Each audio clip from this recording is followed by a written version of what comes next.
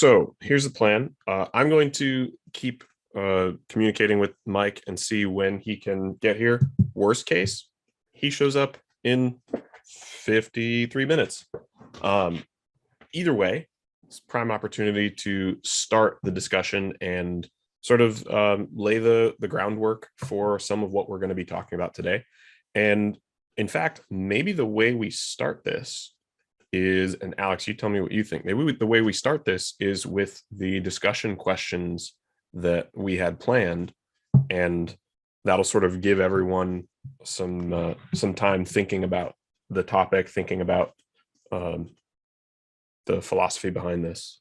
What do you think? Yeah, sounds good to me. Okay, cool. So here's what we're going to do. I will talk through my quick answers to our two discussion questions, which I will also post in the chat. And Alex, you and I can kind of bounce this off of each other real quick. Go. And then we'll open it up to you guys and we'll just go through and have everyone answer the questions. What are your current habits? And what might the long-term consequences be of sustaining your current habits? So think about your entire habit set, good and bad, all the things that you do that are part of a routine. It could be a conscious routine. It could be things that you don't even think about. Everything from brushing your teeth to the ways that you eat, the ways that you interact, and things like that. And specifically, let's say that you did not adjust those routines for age, right? Because that takes some deliberation, and most people will adjust some routines for age. But let's say you kept your current routine, your current habit set, regardless of the fact of your aging. How would that affect you down the line? 20, 50, 80 years, however much time you have left. And what might the consequences of that be? And so the reason we're asking these questions as well, just so that you can kind of think of the right context, is our guest a little later is going to be Dr. Mike Simpson. He is a former Special Forces doctor, basically. And he'll fill you in on some of his resume as well. But he's written a book about optimizing for longevity in the context of high performing, really physically taxing jobs and career sets. So, you think your typical special forces guy, many of them need to be medically retired in their early 40s because they have so many injuries, just chronic injuries, back problems, herniated discs, knee issues, things like that, from training the way that they train for 10, 15, 20 years. And so he's written this book about optimizing your training for performance such that either you head those problems off or you can continue to train at a high level, but manage those issues. So start us off. Alex, do you want to give some of your thoughts on those questions? What are your habits? What are the consequences? Sure. So when I started kind of thinking about the way I interact with the world and what I do day to day as habits, it really helped me kind of take control over those. I'll just start by saying that. So what I'm going to talk about is really um, thanks. I'll turn my audio up. Um, uh, a lot of it is after a lot of thought and work gone into altering those habits, um, to better set myself up for longevity as well as the performance that you're talking about. Um, I'm a very structured person, so habits fit well. Organization fits well in my life. I go to the gym consistently in a way that I've programmed, and training programming is just kind of how you set it up week to week, month to month. That I won't be injuring myself as I get older. I'm able to keep it going at a sustainable rate. Um, I feel like this is the kind of thing that I focus so much on but I eat what I believe will set myself up to minimize the most common diseases. So, heart disease, diabetes, um, also things that my family is predisposed to. So, that's certain heart conditions. So, I try to be mindful of that in terms of how I choose my habits. Um, I think I'm on pretty good track as far as minimizing common diseases as I get older and being able to sustain my health and ability to continue these habits. So mine's kind of a boring answer because this is something that I've worked so hard on. There's certain I'm trying to think of an example of a habit that would be I would say one negative habit is an irregular bedtime, right? So I let things in the world kind of alter when I get to bed, when I wake up. Um, for the most part, I'm lucky enough to have work that allows me to do that. But if that continues, I likely will a um, have had worse quality sleep throughout the entirety of my life, which as a result will predispose me more for neurodegenerative diseases like Alzheimer's, stuff like that. And knowing that that runs in my family, that's something I should really think about addressing and optimizing. How about you? Yeah, so they're thinking about these questions, and obviously I had a little extra time to think about it because I wrote the questions. Um, there are sort of two things that come to mind for me. One would be, well, two things that have negative consequences. Because I think, like you, I've spent a lot of time cultivating good habits in a lot of areas of my life. I'm, have a relatively good fitness routine. I um, tend to eat well. I tend to be very mindful of, things like my tribe, so to speak, like the people that I'm around and associating myself with. I try to be really mindful of the kinds of information I take in and my mindset around changing my mind. So I think all of those things are hopefully setting me up for success later in life and as I age. I think there are two things that um, really have potential negative consequences. One is behavioral, and the other is, I guess, more genetic, nutrition based. So the behavioral one, I think, it has to do with stress management. There, I don't think that I have the best coping techniques for certain kinds of stress management. And I think the place that I really fall short in that is seeing stressors coming.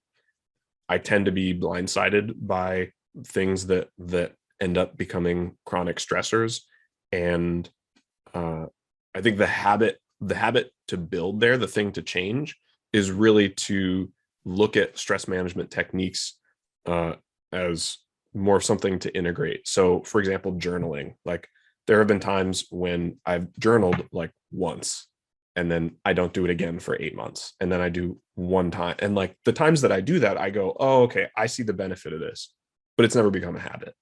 So, certain things like that, I think, would be ways to work on that stress management. I'm sure that there are other things out there, but yeah. So I think that's the one behavioral thing that has potential negative side effects long term. The other, so the nutrition one, I recently started working with a functional medicine coach. Well, technically a functional medicine coach in training who needs practice clients. That's part of the training. And we were looking at some of my physical symptoms. So things like acid reflux. I've had asthma all my life. I've got eczema on my hands. And we were looking at some of the causes for those, some of the common causes for those things. And I ended up taking a quick food allergy test, like a blood immune response food allergy test.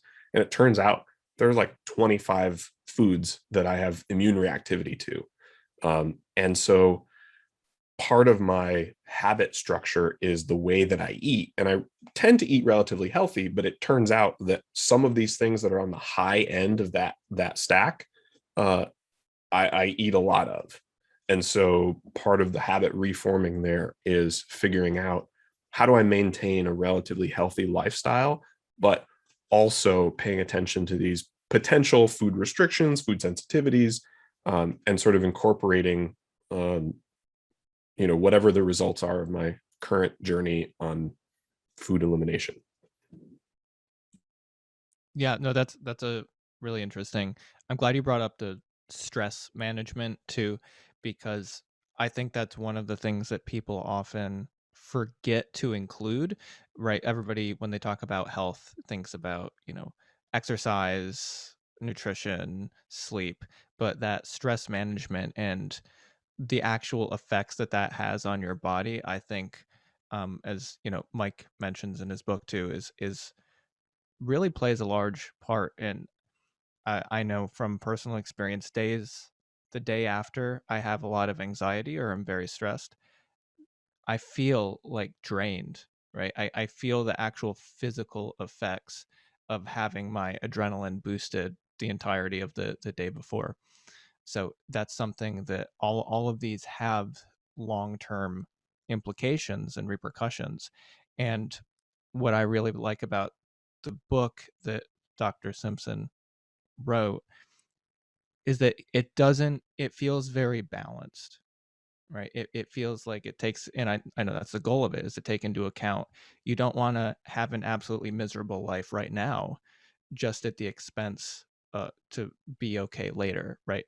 It's about finding the balance, what works for you, and identifying these issues like you just did, that are the things to work on. So that's how I think about all this stuff. Yeah, awesome. All right, let's open it up. Would anybody like to contribute to this? Feel free, if you've got an answer to this question, go ahead and stick an exclamation in the chat, and I'll just call on people. Yeah, and like you mentioned, I think lack of a habit is a habit in and of itself. So Yeah, Cheryl. Well, I'm probably the fly in this ointment, and I'm kind of wondering why I was drawn to this discussion, but I was. I have a plaque on my refrigerator that says, "My body is not a temple, it's an amusement park." And it is. I smoke, I drink, have off and on all my life. I'm retired, I'm 68. I've gained and lost 50 pounds several times. Um, but I'm actually eating healthier now than I've ever eaten in my life. And just because I want to, and I'm exercising every day, which is kind of a new thing. But I've done that off and on. I get into healthy habits and then get away from them. And I really like what Alex said about, I'm eager to hear what this writer has to say, because part of my rationale was, why make myself miserable in the here and now so I can live longer? I don't even, you get old, your body starts to fall apart. You can't have as much fun anyway, and that's just going to happen. And I know this is all kind of weird, and I'm sorry to be the naysayer, except I'm not really. I mean, I think it's wonderful that you're doing those things. So much of it depends on your context in your life and what's happening. The only thing I can say is that don't stress easily. I sleep easily. I sleep when I'm sleepy. I eat when I'm hungry. I'm not very stressed. I have a lot of fun most of the time. So I don't know. And I'm resigned to the fact that because of my bad habits, my life is shortened. But then I watch my friends who are aging, and I'm not sure that's a bad thing. I love it, Cheryl. Actually, I think so. I'm glad that you brought this up now, because I think that's an excellent point to bring up with Mike when he gets here. I just heard from him, by the way. He'll be here in about 15 minutes. Because he does somewhat address that. But I think, at least in my mind, it kind of comes down to the first thing you said, which was, in your mindset, your ethos is that your body is not a temple, it's an amusement park. At the end of the day, I have strong uh I have strong reasons why I personally disagree with that, but barring the fundamentals that put us on different places in that, I totally understand where you're coming from. I totally get what you're saying. So yeah, I think that's a good point to bring up. Also, I don't think it can be understated the effects of being happy and being stress free on everything else. If you have lifestyle factors that may contribute to ill health, happiness and low stress are ones that contribute to like good health. So it's kind of funny that it's counterintuitive, but if you're enjoying what you're doing, that's going to be good, right? For me, I really enjoy the kind of structure and routine I have. I get enjoyment out of that. Like, to me, I find all these activities enjoyable, and uh, conversely, I don't find a lot of um, things that make me feel bad and joy. It's a different kind of response that my mind and body have. So for me, this is the most enjoyment I think I've had in life, because these other habits allow me, who's without doing any of these, a naturally very stressed out person, to be more relaxed. So I'm much more able to have fun after I've um, gone to the gym or something, and I probably feel like you feel, maybe naturally. But yeah, without that, I just sit there and I'm stressed all the time. So but yeah, I also know where you're coming from, Cheryl. Yeah, I've seen the kind of person that I become when I don't have, for example, my fitness routine dialed in at least somewhat, and it's just not a good place for me. You know, You have people work differently. others too, But right? I wanted to throw this in too, because a few years ago in my 50s, I fell in love and I was so high on that feeling. And I quit smoking, I quit drinking, I lost weight, I started exercising without even trying. And it was like, wow, how can we bottle this? You know?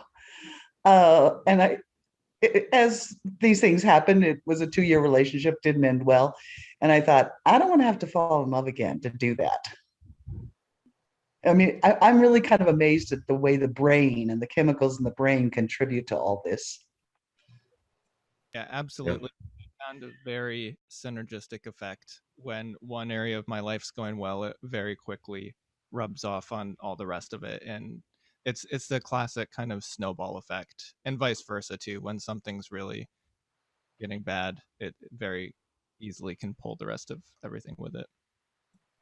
I Yeah. see has a hand up too.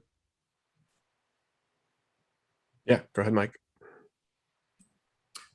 Yeah, Cheryl, I was going to say something completely different, and then your last comment has completely changed the direction of what I'm going to say, because I'm the same way. When things are going well for me emotionally, it's amazing how things just flow naturally, and something that goes against me kind of gets just brushed off. The problem that I have is when things are even keeled, and then I have a fight with myself about my discipline process. If I'm shopping in Trader Joe's, for example, where I shop most of the time, my discipline is in the store. So I won't buy things. If I bought a box of cereal and took it home, I would eat the entire box of cereal after dinner. I don't have any discipline at home. So if things in my life are kind of even keeled, I have this everyday fight with myself between doing what I'm supposed to do or just completely doing the opposite. It's getting to the point where it's almost a literal fight. It's very, very, very interesting. But I just wanted to kind of piggyback on what you said. I think your emotional state, especially if you're in love, I mean, that's the ultimate fuel. I agree 100%. But it's when we're not there, that's when the work has to get done. So I'll contribute a little bit more later. Awesome. And Dr. Mike Simpson has entered the house. Yeah, Doc. sorry about that, guys. Having my laptop crash this week kind of really threw me for a loop. And then I had training with SWAT all day. I literally walked in the door. I thought I had an hour, and I got your message that you guys were already started. So sorry about that. I'm sorry to disappoint you about your hour of break time, but I really appreciate that you're able to join us here. And Yeah, absolutely. I had a little bit of a plan with how I wanted to take some of this discussion, but we flip-flop some things and we've gotten some good discussion going. So normally, I don't know if you remember last year when you were here, the way we typically do the 52 Living Ideas meetup group that our podcast, The Switch, is part of. We've got this live Zoom audience. We'll talk for a bit. We'll discuss a topic. We'll let people sort of do a Q&A style or kind of come into the discussion as we call on them from the chat. And then we split off into small discussion groups, usually, depending on how many people there are. And there are usually some discussion questions. Well, we just started today off with the discussion questions. So I do want to wrap it back around to the portion that I had or that I have for, sort of talking about you and your experience and things like that. But if you don't mind, let's round this out. We've got one more person, and then Mike, I'll actually have you chime in on this discussion as well. So the discussion question is essentially, what's your current habit set? And if you were to continue those habits, barring any age change, like you did not adjust for age, what would the consequences be? So that's the question. We will have Jody go first, and then Doc will go to you. Perfect. Yeah, hi all. I started good habits way back. I'm an older woman now. I started in my 50s. And I also was witnessing a lot of family problems, some health problems. And I had decided that I didn't want to fall in that category. And even though my circumstances were quite adverse and I became a caregiver and what have you, but I never budged from my good habits. I have good nutritional habits. I exercise daily. I do all the right things, except for the COVID. I have not been going to the gym and I have not done a lot of other things. Stress management, I'm a little bit on the low side because I lost my husband quite recently. But what I was going to say was the handwriting is on the wall. There are so many advantages and so many things I'm enjoying in my personal life because I had these good habits. I didn't even when I didn't have the motivation, I would still do something to keep me going. But now the arthritis has kicked up. And I don't know the question about whether I'll be able to keep that up in the future. I'm a little bit leery about it. And I don't know how I'm going to handle it. I already got my one knee replaced, and the second one is on the verge of breaking down. Nevertheless, whatever I can do with this broken leg, I'm still going to continue to do whatever I can until I can. So that's my answer to your question. Thank you. Thanks, Jody. All right, Doc, you want to chime in on the discussion question? Yeah. So, I'm at a place in my life now where my habits are good. So, I've eliminated, some of the bad habits that I had in my younger years, which I've spoken about before and I've written about before, that you can kind of, you're basically living life on a credit card, and in your younger years, you tend to run up a pretty big credit card bill. And as you get older, those bills start coming due and you start seeing the compound interest. So you kind of change your habits a little bit, which thankfully I've done. I don't do a lot of things that are deliberately bad for my body. I don't have a lot of vices. I work out 5 to 6 times a week. I go to jujitsu 2 to 3 times a week, and train in martial arts in MMA probably another day a week. My diet's pretty good, better than it has been. That was the big thing that I cleaned up this year, just since last December, and I've seen a lot of improvement.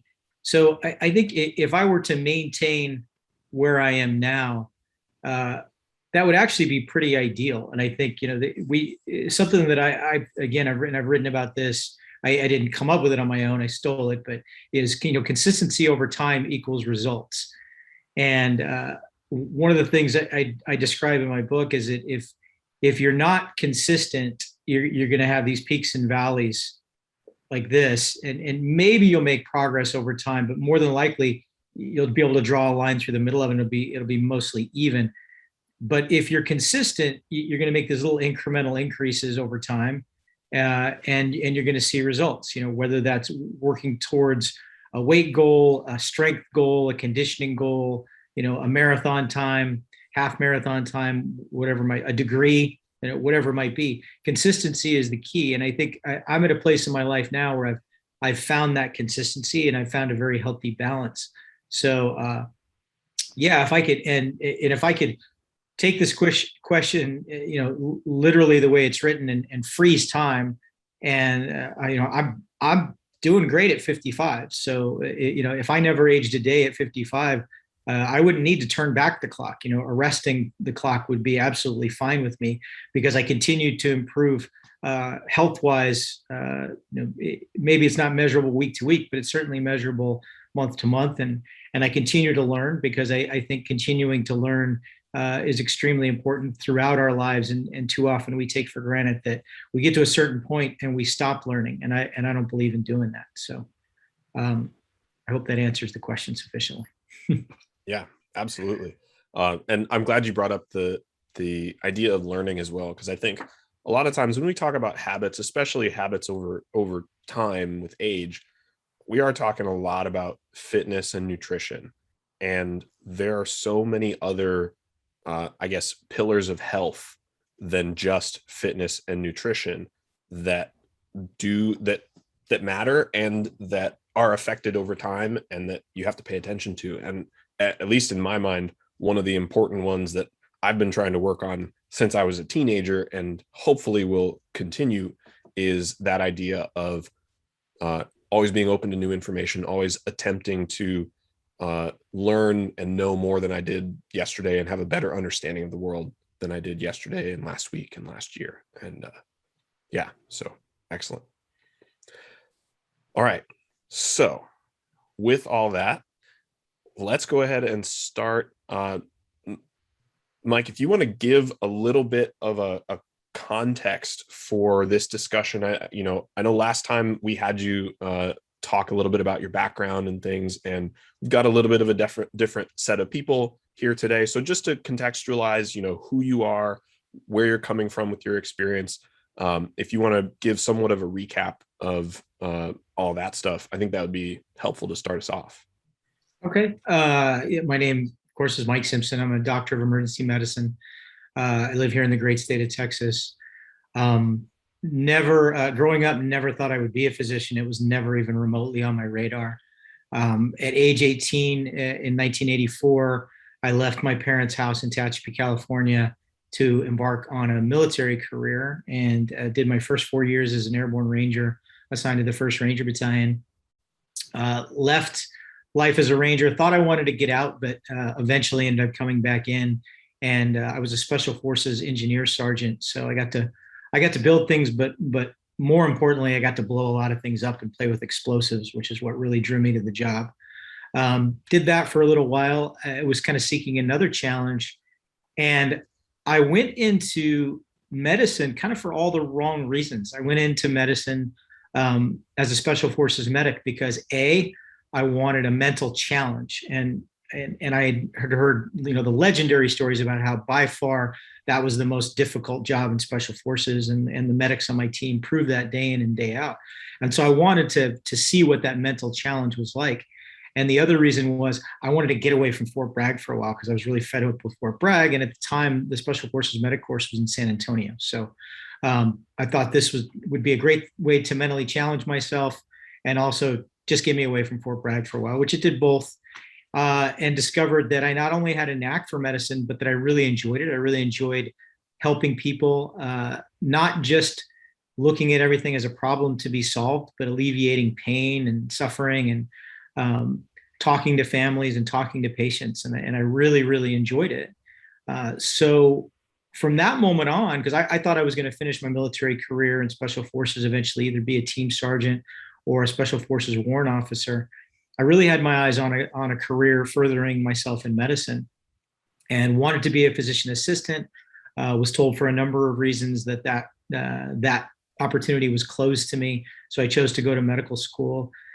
With the Army paying for it, I went to the Uniformed Services University of Health Sciences, did an emergency medicine residency in San Antonio, and then was assigned back to Special Operations Command to JSOC as a part of what's known as the Joint Medical Augmentation Unit, the JMAU, and did 6 years with the JMAU and 5 tours of combat in the global war on terror, directly supporting medically the guys who were at the tip of the spear. So anybody that you can think of that has a cool unit name that you've probably seen movies made about, or they've been on the cover of Time magazine, I probably worked with them in some capacity.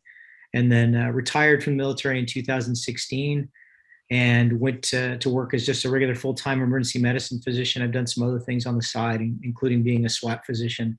My passion has always been trauma medicine, but more so as I've gotten older, I've found also a passion in espousing what I call the warrior athlete ethos, and trying to share that with others, and especially with others who are in my age range that are encountering all of the same challenges that I have encountered on this journey of, trying to stay fit, trying not to just do the, go for a walk, 20-minute walk 3 times a week, really wanting to get in there and continue to approach fitness as I did in my younger years, but with an eye on longevity.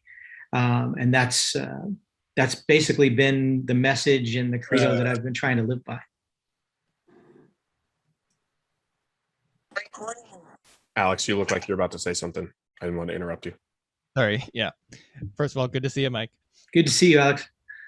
So I really I read your whole book. I really enjoyed it. And as somebody who really likes to focus and really enjoys the performance type of athletics, it was really nice to see a fully formed representation of what that looks like when assessing longevity too. And one of the things that I wanted to ask you was, it seems like you really have kind of nailed down on a target group of people who will be receptive to this book, right, and the information in it. And I'm sure a lot of those people are potentially resistant to changing their lifestyle because of what they love doing, right? They love performance, they love pushing themselves to the limit. So it seemed to me that you, at least to me, really got through some of that barrier. And I think you're going to get through to a lot of people who might be resistant to thinking about things over time, and open them up to thinking about more than just the midterm, short-term goals, and really start thinking about what this means over the course of time. So I guess my question would be, in what ways or what obstacles do you see people put up that make them resistant to some of these medical truths, I guess? I think I fixed it. Probably the biggest one is just the mentality of, well, I've always done it this way and it's always worked, which is what I was guilty of, and you read it in the book, Alex, that, I talked about, I was in my early 40s. I knew that I was going back to the operational military in special operations, and I had to get back into shape for that. So I'm like, all right, well, I know the recipe for this. I'm going to do what I always do. And I had kind of a mental checklist on, I'm going to go on the first day and I'm going to run 3 miles, and it's going to hurt really, really, really bad. And then I'm going to come back and I'm going to do like 6 sets of push-ups and 6 sets of abs. And then I'm going to stretch out real good. I'm going to be sore the next day and I'm going to power through it. And by the end of about a week, I'm going to feel a little better. By the end of 2 weeks, I'm going to feel great. And I tried that and it didn't work. So I think that, I know that was my big impediment, is this has always worked before. Muscles are muscles, bones are bones. My nervous system is still my nervous system. This should work for me. Fitness is fitness. And that's why I thought it was really important to put up front in the book the chapter on aging when I described, no, here's all the reasons why your body's not the same.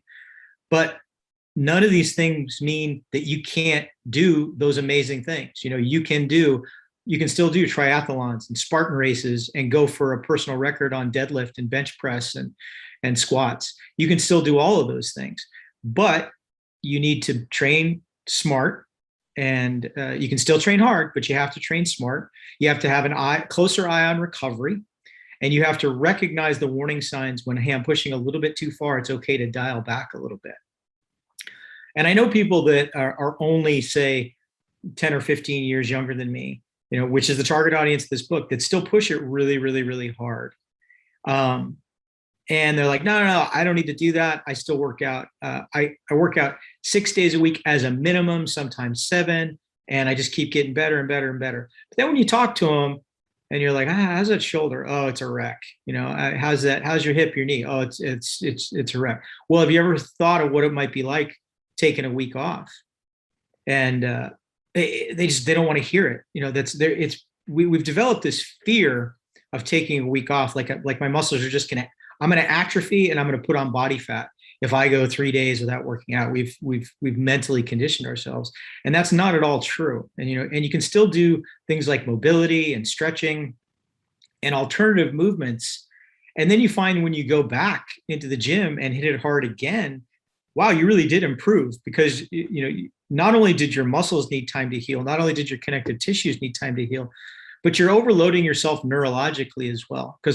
And that was an aspect of fitness that I never really fully appreciated until my coach, PJ Brownell, explained it to me. It's, you're continually doing, especially if you're doing complex movements, that's a neurological strain, doing that day in and day out. And you need a little bit of a rest from that. You need kind of a reset button. It's like if you run your computer all the time and never shut your computer down, and you never delete what's in the garbage bin of your computer and let the memory cache clear itself, that develops problems. We all know what happens on our iPhones, right? When we figure out we have too many windows open on our phone and everything is running terribly, and then you close all these windows and all of a sudden it's fine. Well, think of how complex that is. Now think of how incredibly complex the human nervous system is. You still need that shutdown. And I'm not just talking about sleep, but I'm talking about periods where you deload, periods where you're doing things a little bit differently, so that neurologically you get that chance to reset. And I don't think that's fully appreciated. So those are the big obstacles that I see is, people, they want to do it the same way they've always done it. And they don't realize that taking a break is actually going to equal gains down the road. Yeah, that makes sense. I realize I should have jumped in as fulfilling my role as podcast host and had you pitch the book. So go. Why don't you tell us a little bit of like the genesis of the book, the title, the main point of it, and then we'll try to dive right back into where we currently are. Yeah. So the title of the book is Honed: Finding Your Edge as a Man Over 40. In fact, I don't have a copy yet. I should have copies in my hand in a couple of days, but my publishing company sent me this. So this is, I know there's a reflection there, but that's basically what the cover is going to look like. That's the front cover. And the genesis for the book was, I was actually writing a completely different book, and I was talking to the publisher about it. And I was on a Zoom call, much like this. And the whole time I was telling him about this book, he was like making a face, like, And I was like, what? And he goes, no, don't get me wrong, that sounds like a great book. But he says, I've had all these conversations with you about what you're doing and about your podcast and the emails that you're answering and your branding with, your Graybeard Performance branding, the supplement line that you're developing. And he said, what about a book centered around that? He said, it sounds like you kind of got all the answers to that, which is, what people need to be doing. And as he was saying it, I realized that that's what I had been wanting all along, because I had already recognized that, wow, I keep answering these same emails over and over and over again with the same questions. Hey, I'm 52 years old and I've got a previous back injury and a knee replacement. What exercises should I be doing? I'm 48 years old. How much sleep should I get? I'm 56 years old. What supplements should I be taking? I'm 42, but I've had, I had an elbow surgery. Is it okay for me to do jujitsu? And I'd answered all these questions so many times, and I had verbalized, everybody out there's a ton of people out here that have the same questions that I had, and I thought they were unique to me, but they weren't. They're not unique to me. I'm seeing it everywhere. It would be great if I could just direct them somewhere. And I was already kind of going that way with my Graybeard Performance brand, that was going to be your one-stop location. But I hadn't really thought to put it in a book yet. It wasn't until he said that to me, and I'm like, of course, that's the book. And it's essentially almost already written. And I literally went back and I listened to some of my old podcast episodes, and those became chapters. I opened up, I went to my sent folder and my emails and opened up some of those, and those became chapters. What I was already doing with supplements and developing my brand became a whole chapter in and of itself on supplementation. I'm like, that's going to be the easiest one to write, because I've already done the clinical research on it. I've already done all the lit searches and looked up the clinical trials, and I know what I'm taking. So all I have to do is verbalize that. So that was probably the easiest chapter to write, and that it had kind of already written itself because I had taken the time to put all that stuff on paper already. But my goal for this book, like I said, is that men, anybody can read this book, man, woman, no matter, regardless of age. I wrote it for men over 40 because I personally know what it's like to be a man over 40, and I know what this personal struggles are, and I know some of the things that go through your mind. But one of the people on my publishing team is a 26-year-old female, and she's like, wow, I got so much useful information out of this book, things that I didn't know. This book is really for everybody. And I think absolutely it can be. I thought, for me, marketing wise, and who I know my target audience is, I didn't mean, well, I guess what I'm getting at is I didn't mean this to be exclusionary by any means. But, the thing I know the most about at this point in my life is being a middle-aged dude who still wants to kick ass. So that's who I wrote it for. Yeah, that makes sense. Thank you for bringing us up to that point. Yeah, so like Alex, I thought this book was amazing. It was exactly the kind of read that I like for this kind of information. And as a 27-year-old man, I found it very helpful. And part of my plan, so like when I read things, when I absorb new ideas, for me, it's really important to the implementation step, right? It's all well and good to read something interesting, but in my mind, that's kind of useless unless I'm actually able to think about things differently or do things differently because of that. So part of my implementation step with this is to essentially go back through each chapter and kind of outline the difference between my current habits, what my habits seem like they should be as I age, and then kind of the roadmap through that, and sort of chapter by chapter. That's probably the best attack, because I've said this many times before. It's all about progress over perfection, right? So if you recognize what your starting point is, which is what you're doing, and where you'd like to be, none of this is a switch that you flip, right? Is I'm going to go from this to that overnight, mapping out how you're going to get there. And I hope that the takeaway points that I put at the end of each chapter are helpful for that, because that was my goal in putting those in there, that you could have bullet points to refer to, that like, okay, this is, I wanted the chapters themselves to be kind of like we were just talking on the phone or sitting down across from each other having coffee, and I was kind of telling you my approach. And then the takeaways at the end were kind of the homework on, okay, these are the bullet points that you can implement. And I hope that that's the way that it came across. Yeah, absolutely. And actually, I'm really glad that you put the bullet points in. A quick aside, that's the way that I read books the first time through. When authors put bullet points in, I'll read all of those and then go back and reread the chapter with the bullet points in mind. And it's a great way to read. I recommend everybody does that. But yeah, honestly, textbooks should be written that way, right? So that you can read the bullet points and then go back and read the details of the chapter. And then when you're studying for the test, you just read the bullet points and kind of quiz yourself on what the details were. Yeah. Right. If my pathology book in medical school was written like that, I would have got a lot more sleep in medical school. Yeah. Yeah, just to compliment, it definitely felt like how you described, very kind of conversation. That this was actually, I think, the fastest I've ever read a book, and it flowed very naturally, I thought. And like, I'm so into this world anyway that all the terms I was able to just go through super quickly. But yeah, to anybody who's interested in it, it's a very smooth read, and it feels nothing like a textbook, right? It feels nothing like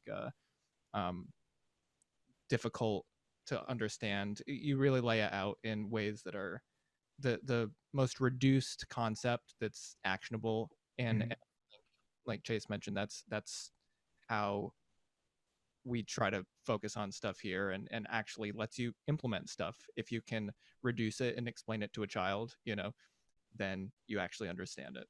Yeah. Well, it's funny because I said to going into this, I said to my my publisher, I said, one of the biggest compliments that I've always gotten from patients is, well, you explain things. I'll have patients come in who are diabetics or have high blood pressure or have heart disease, and I'll talk to them about things, and they'll say, I've was diagnosed 10 years ago. My doctor has never had this conversation with me and explained those things to me in the way that you explain. And I tell them, quite frankly, that's because your doctor is way smarter than I am. So they kind of take for granted that they understand things on a certain level. I had to do everything that I've learned throughout my life. I have to break down to something that I already know. And that's what you notice in the book, that I use cars quite a bit, because one of the first things that I learned how to do that in my mind was complicated was when my dad, taught me how to work on a car.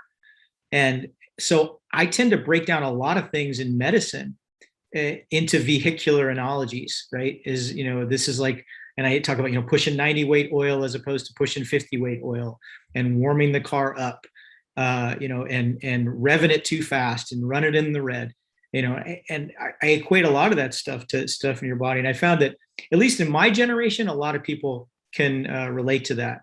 You guys, I feel bad for, because honestly, my 2014 Jeep, I couldn't work on that to save I popped the hood and I don't even know what I'm looking at. So I don't know, 20 years from now, those analogies might not work, but my generation, we all grew up doing our own timing and changing our own spark plugs and stuff. And this isn't a knock on you guys, because like I say, I couldn't do it on the modern cars now, even if I wanted to. Yeah.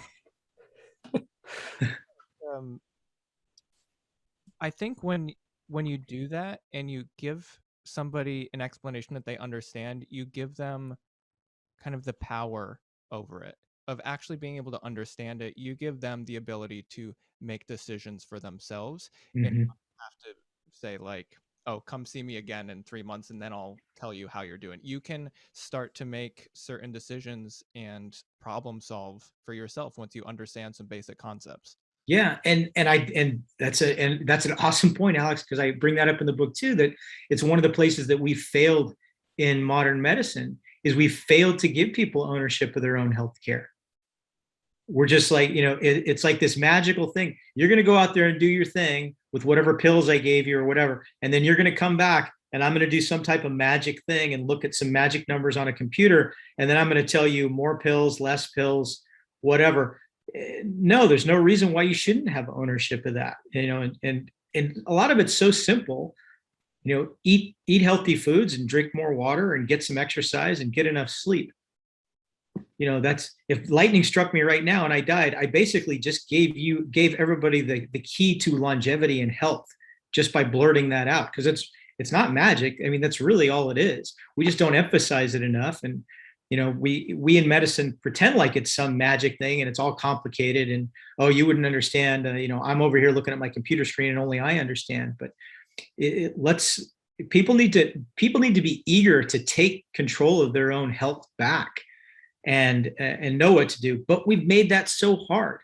We've made it so indecipherable in how to figure out how it is, and it's not complicated. When you, at the end of the day, it's just honestly not complicated.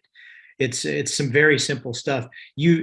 We've just done a really poor job. The medical community has done a horrendously bad job of explaining things. And I don't want to get into what we've gone through over the last 20 months, but that's probably the best example of it ever, that we in the medical community are just terrible at explaining things. Because yeah, we'll just leave it at that. Yeah, absolutely. I want to ask one more kind of form question and then get a little bit into some of the details. Obviously, we're not going to talk through every detail in your book. Sure. I want people to actually buy the book. Not that we could cover it all here anyway, but so getting a little bit back to Alex's first question about sort of target audience and kind of knowing who you're appealing to. I wanted to ask a little bit more about this idea of the warrior. So your podcast, which I love, is Mind of the Warrior. In the book, you talk about, the warrior. What is the warrior mindset? What makes someone a warrior?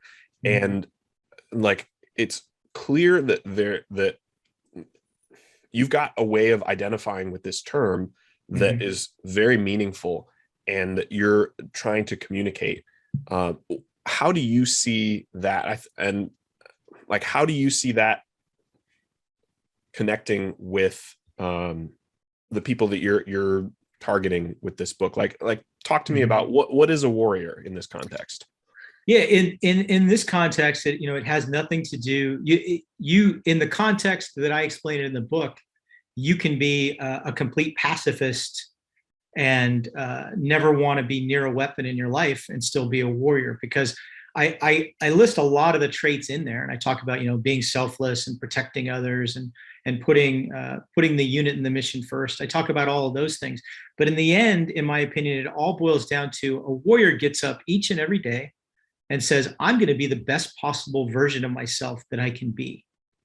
And whatever that is, whatever you are going to war each day, and whether you are a teacher going to teach sixth graders, a firefighter riding the truck, somebody in business going into a boardroom meeting, if you just tell yourself, I'm going to war each day, and not in the crazy sense, but just in the sense that because of that, I'm going to be the best possible version of myself, which means I'm going to know my craft inside and out. I'm going to be an expert. We use the term in terms in the military, both tactically and technically, right?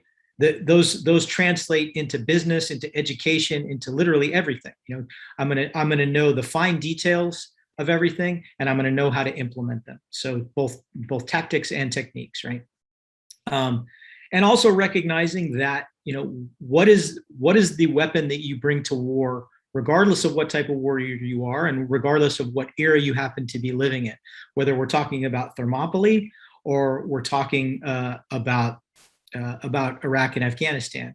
Your body is what you take into war. So, maintaining your body as your weapon in optimum condition at all times, both physically and mentally, is part of being a warrior as well. And I think the big thing that I tell people, and I get a lot of kind of aha moments, and I see light bulbs going on when I say this, is if you approach, I'm not even going to use the term fitness, I'll use the term wellness. But if you approach wellness as either a chore or as a hobby, like, I'm going to go to the gym and I'm going to dabble in it, or I don't want to go to the gym, but I have to.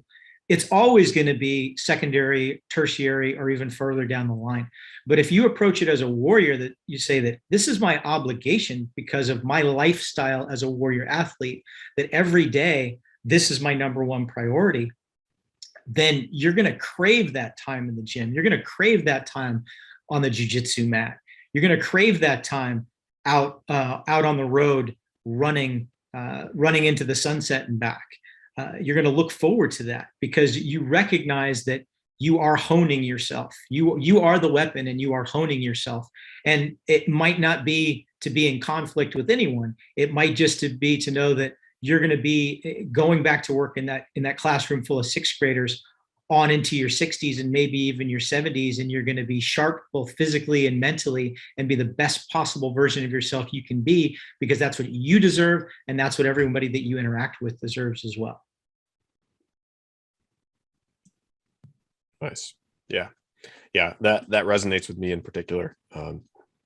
So I like it. Good. Cool. All right. So let's dive a little bit into some of the content of the book, optimizing performance and longevity. Where do you feel like is a natural place to start? Like where do you see being the most useful way to sort of communicate the whole conversation to someone? When it comes to performance and longevity, and that was something that we talked about last time I was on this podcast, was performance versus longevity, right? And are they mutually exclusive? And they're absolutely not. And I think, every day when I go into the gym, I'm not thinking about, I have to be this strong by next week or next month, or I have to be this weight.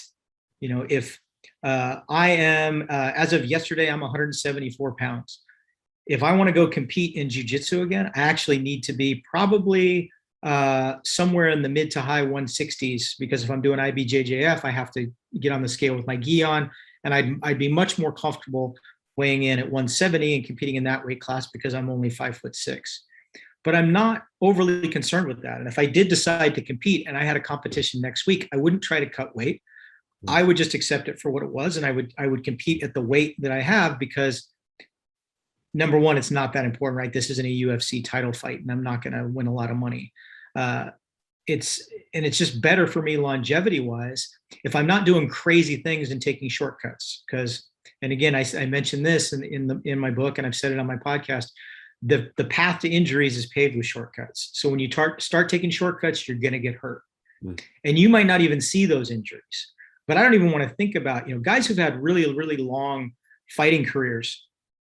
I don't want to think about what's happened to their kidneys, their connective tissues, possibly and up to and including their brain, because of repeated weight cuts and dehydration. It's just not a healthy way to live, and it's massive punishment on your body. But weight cutting being just one example. When I go into the gym, I'm thinking about what kind of shape I want to be in. I'm 55 now. I think about the shape that I want to be at 65 and 75, and what I'm doing in the gym to help me do that. If next time I go to do a 1 rep max on my squat, and I've actually gone down a little bit on my squat, but I feel great, and everything that I seek to do as gauges of my fitness feels fine, I'm not going to be overly concerned with that. I'm not going to consider that a step backwards. So I think that's, again, it's the linchpin for that, just as it was, getting you out of old habits and convincing you that resting is going to be overall good for you, is realizing, what are you working out for? Is there something you absolutely have to do by next month that's really going to matter all that much? Is how the type of shape you're going to be in next month, or the number on the scale next month, or how you're going to look in the mirror next month at the high school reunion? Is that really more important than how healthy you're going to be 15, 20 years from now? And you have to tell yourself that it's not. That the overall goal has to be the type of shape that I'm going to be in, 15 to 20 years from now. So progress over perfection, incremental improvements, and consistency over time equals results. All these things sound like platitudes, but they're all really true. So you have to recognize that. And as long as you keep an eye on that, and maybe you are going to have a little bursts of energy here and there, it's like, what? I am going to increase the number of days that I train in jiu-jitsu, not because I need it strength and conditioning wise, but because I need it technically wise going into this competition. Or, yeah, you know what? I've never run a marathon before, so I do want to run a marathon. So I'm incrementally going to increase the number of miles that I'm running on my endurance days, because I want to go do that. So you can definitely dial it up, but periods of extreme intensity that end in either injury or periods where I just go, wow, that was great for 2 weeks. Now I'm going to take 2 weeks off and eat tacos. that's not the right way to approach it. And you don't find longevity that way. You find injury that way, and you find hormonal imbalances, neurological difficulties, and a lot of scars, both internal, external. And I talk about this. I know both of you read it. I talk about the injuries that I have that are secondary to times in my career early on when I was young that I said I need to push it just a little bit more because I've got something coming up that I need to get ready for. And those all resulted in injuries that are still with me today. Yeah, I think that's interesting because I noticing my own patterns of sort of dialing it up versus dialing it back and things like that. I've never been in a situation where I had pressure to do something drastic, like say like a weight cut before a wrestling competition or something like that. I've never been in that kind of situation. However, part of the way that I've structured my own fitness goals is around performance. It is like, I'm a big fan of going and doing GoRuck events. Like for me, that's really fun. And I've noticed in the times when I don't have something like a GoRuck event or things like that lined up in the future, like I kind of dial it back. And then when I just go finally schedule one, like I dial it up. I use that as a motivational tool. But I can see how if the incentives were aligned in the wrong way, like there would be that pressure to do something drastic. And I think, at least for me, I guess maybe I have pushed myself doing some of those types of events to the point where like by the end of the event, I'm teetering on the line of injured, if not injured, just by the nature of like, if you go out and do 24 hours, even under 30 pounds or 50 pounds on and off, and you're like carrying each other and doing flutter kicks in the surf, like eventually 24 hours of that on a regular human being, like of course you're setting yourself up for potential injury. But when you're not, let me ask you this, Chase, when you're not training up for that though, you're still maintaining a baseline of fitness, right? I mean, you're not going all the way sedentary in between, right? No, not all the way. Yeah, because some people do that, especially guys my age, is they'll, and how many times have you heard this story, right? Is like, okay, I signed up for whatever, whether it's a GoRuck or a half marathon or a triathlon or a Spartan race, because I knew it would motivate me to work out, right? And then, okay, now I'm a month out and I signed up 6 months ago. Now I'm a month out and now I'm running in the red trying to get ready for it, right? Yeah. It's if you're going to do that carrot out in front of you, then you need to maintain it out in front of you at all times. And it sounds like you do that because you have an eye to doing that intermittently anyway. And one of the things that I like to do is I like to do just, my normal run of the mill workouts, whatever my coach and I come up with the program. When I say we, it's 80-20, right? 20% my input, 80% him saying, this is what you're going to do and you're going to like it. So we're doing that, on a day-to-day, week-to-week basis. And then every so often I get an invitation, from Wes Whitlock down at Rogue American, to come do some crazy workout on a Saturday, or I get an invitation from my friend Tim Kennedy to come down to Roca and do what they call lactic acid bath, which is exactly as bad as it sounds. And I tell my coach, hey, I'm not, Friday or whatever day, I'm not going to be in. I'm going and doing an alternate workout. I don't adjust anything the day before. I do my regular workout the day before, and I go do that. And that serves as a gauge for me. How did I feel doing this? And it's a great gauge to how my program's working overall. So quick story. So last year, when I say last year, not like a year ago, but I think it was in the fall of 2020. The SWAT team that I work for has a physical test that they do, and different one for the shooters than it is for the medics. And since I'm the medical director, I did the medical one. The day before, I did a full hour and a half workout in the morning because that's what I had programmed. It was a Tuesday. I went to jujitsu for 2 hours that night because that's what I do on Tuesday nights. I didn't do anything different. I went home, I hydrated, ate something, went to bed, got up the next day, went and did it. It was my first time doing it. It was totally new for me. And the various events that you have to do, it's basically a dead sprint and you have 3 minutes to do it in. And I did it in 2 minutes and 46 seconds. So, and I didn't modify anything. And to me, that's a very accurate gauge of my fitness, because what if we got a call out to do something? What if I was driving home on that, Tuesday night, I'm driving home from jujitsu, just absolutely smoked, and we get a call out to do something, and I've got to go somewhere, and I've got casualties that I've got to move, right? I've got to go, I'm going over backyard fences to get to people to treat them or something like that. So to me, it's always more important to have that accurate gauge. And I think as long as you're maintaining a baseline, and then you kind of sprinkle in things like that number one, they're fun, right? They give you a goal to shoot for. They're a lot of fun. You get out there around other people, you get to gauge yourself around other people, and you go, you know what, hey, that guy's 5 years younger than me, and I am like just blowing his doors off. It adds to it. It really spices it up. You get to shift gears in your brain. So it's helpful for a lot of reasons. So I think that's a great thing to do. And again, as long as you're not going all the way back to sedentary each and every time. Yeah, absolutely. Alex, I know you have some experience with competition type stuff in the bodybuilding world. That's, I feel like, a little bit different because it's physique versus performance, but just out of curiosity, what's that world like in this context of like sort of training up for things, and what does that do to your body? So I have experience with bodybuilding competitions and strongman competitions, both of which are very different.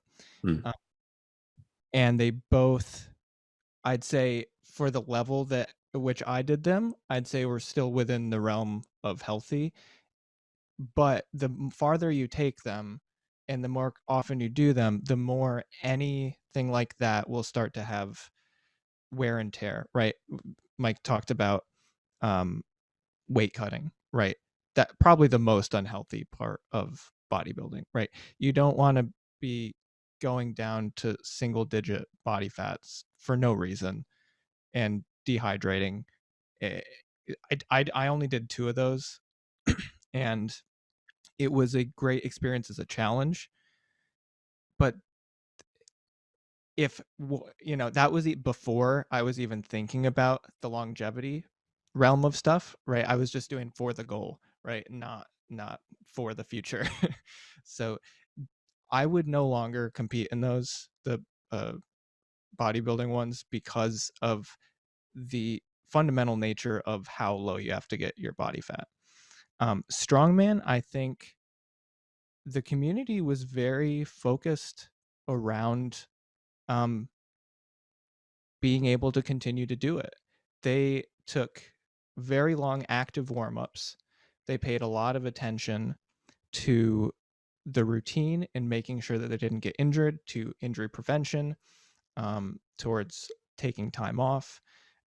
But nevertheless, those competitions, people get injured very often because you are pushing your body to an extreme and in movement patterns that are more likely to cause injury than the traditional powerlifting movements, because sometimes it is about being able to maneuver your body in an awkward way with heavy weight and move something to an awkward position.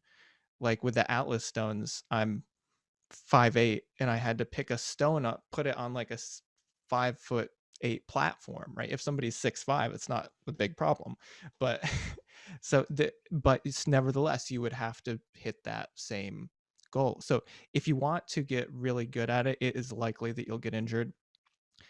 But I do think you can hit kind of the point of diminishing returns with most of these kind of physical endeavors and get the benefits out and say, I'm good. I'm not going to go do a competition or get myself to that kind of unhealthy level.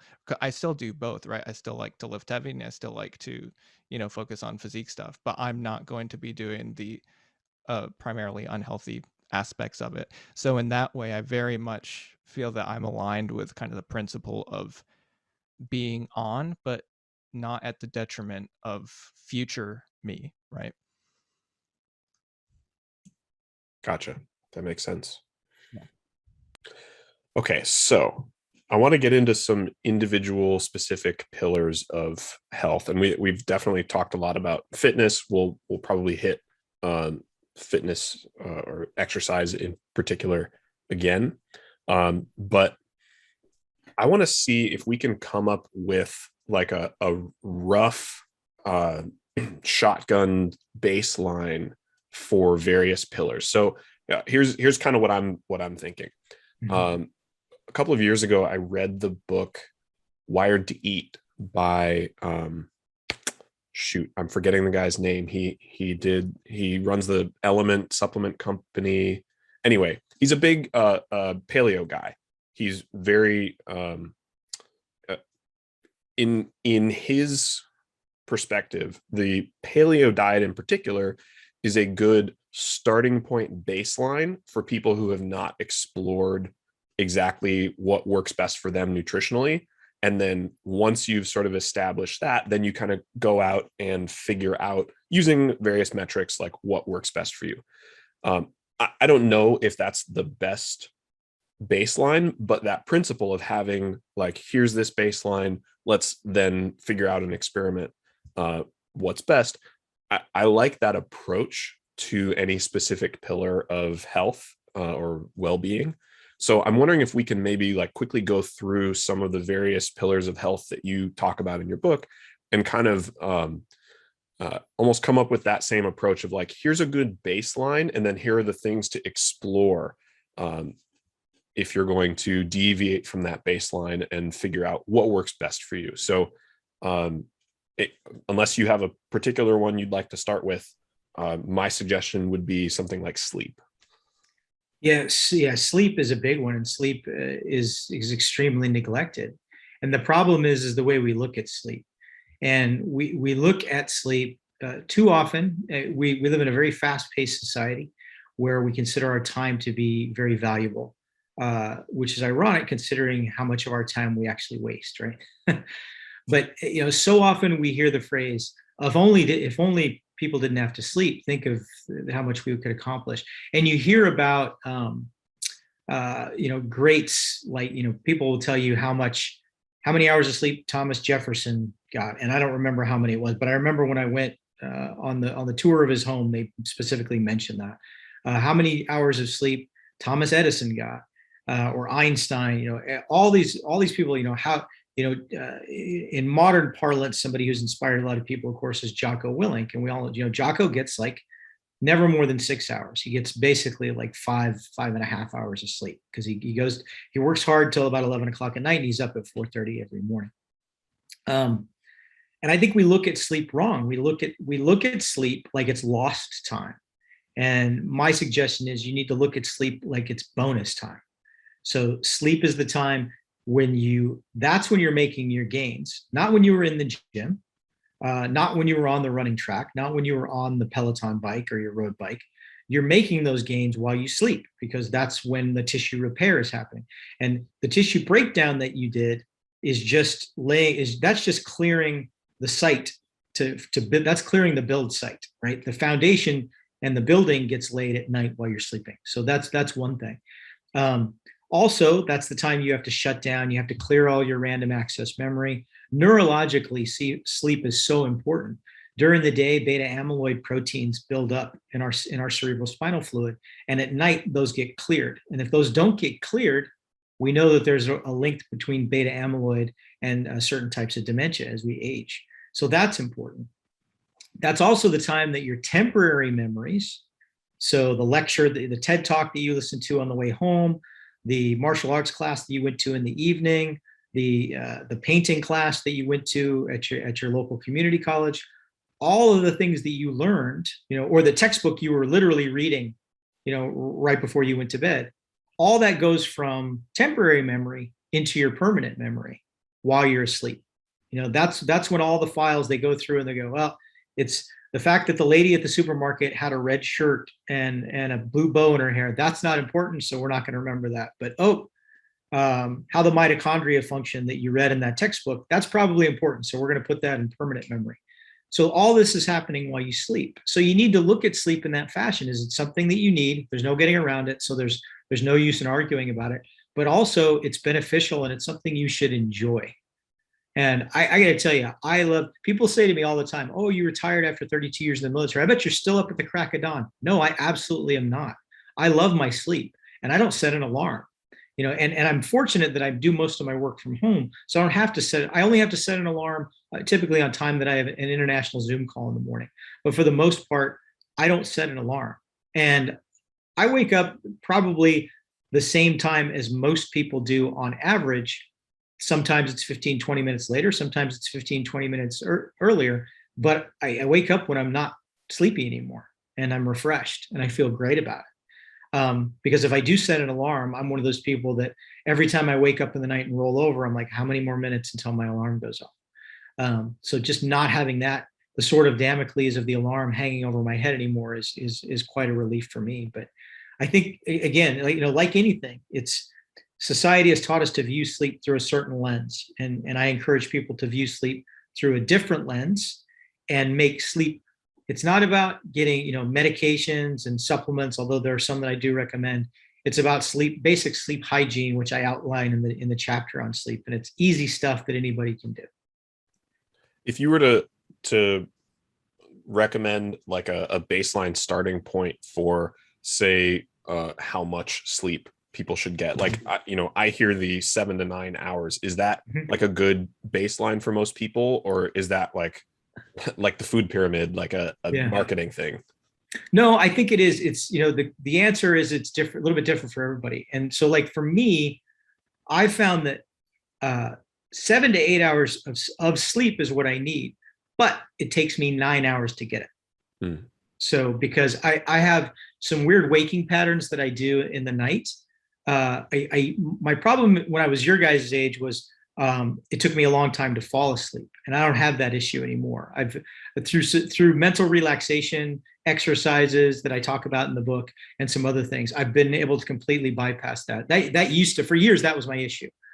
From high school on, is I would lay there for what seemed like the entire night before I could fall asleep. And that was a major issue. I've completely alleviated that. But what I do find now is somewhere between 3 and 5 in the morning, I'll wake up and I'll be awake for sometimes 30 minutes, sometimes as long as an hour.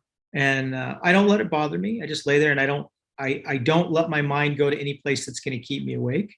But I just recognize that, hey, I'm just going to lay here and be comfortable for a while. I'm going to stretch and change my position, and it is what it is. So what I recommend that people do is start out with like a 9 to 10 hour block, which, for some people might mean going to bed really, really early on nights that they have to get up early the next day, and then figure out at what point that you're going to bed, that when you do have to get up in the morning the next day, you feel comfortable, and at what point that starts to diminish. And then there's your answer. Because, like I say, it could be different for everybody. Some people might only need 5-6 hours. And some people, we all need generally between probably 6 to 8 hours of actual sleep. But then we vary in how long those blocks are, whether it's, you're somebody who has trouble falling asleep, or you tend to be a person who wakes up early. And once you're awake and you can see a little bit of sunlight creeping through the curtains, you're not getting back to sleep. Well, that means you need to go to bed all the earlier. Yeah, and just to mention, to anybody listening who has trouble falling asleep, you mentioned in the book kind of like cycling images through your head. And that's really what helped me too, was the mental component. I imagine myself in a video game that I played as a kid, just exploring like a fantasy world, and within maybe 5 minutes I'm asleep. Yeah. It's putting your mind in a different situation, because I'm the same thing. If I see a clock, or it quickly start thinking, well, how long do I got? But those kind of techniques I found to be super helpful. Yeah. Thomas Edison used to do that only to, you know, I talk about the state of hypnagogia in the book, and he would elicit the state of hypnagogia, but then try to rouse himself, because he was convinced that that's when really good ideas were going to hit him, and he needed to wake up completely and write that down. I don't know what that said to his temperament, you know, during the day, that he was purposefully doing that, but Yeah. Wow. Quite a few times actually, where I've been right in those hours, and then I got to write this idea down, and then I go into like 100 words or something. yeah. I heard that maybe you can validate this and maybe not, but I heard a reference to a study recently, which is always a great way to start an idea. I heard a reference to a study recently about people's natural circadian cycles and how some people seem to be naturally offset earlier and later, and that there are some pretty serious long-term health effects to having the wrong offset. So like essentially, if somebody is like, just to use regular terms, like naturally a night owl, they go to bed later, get up later.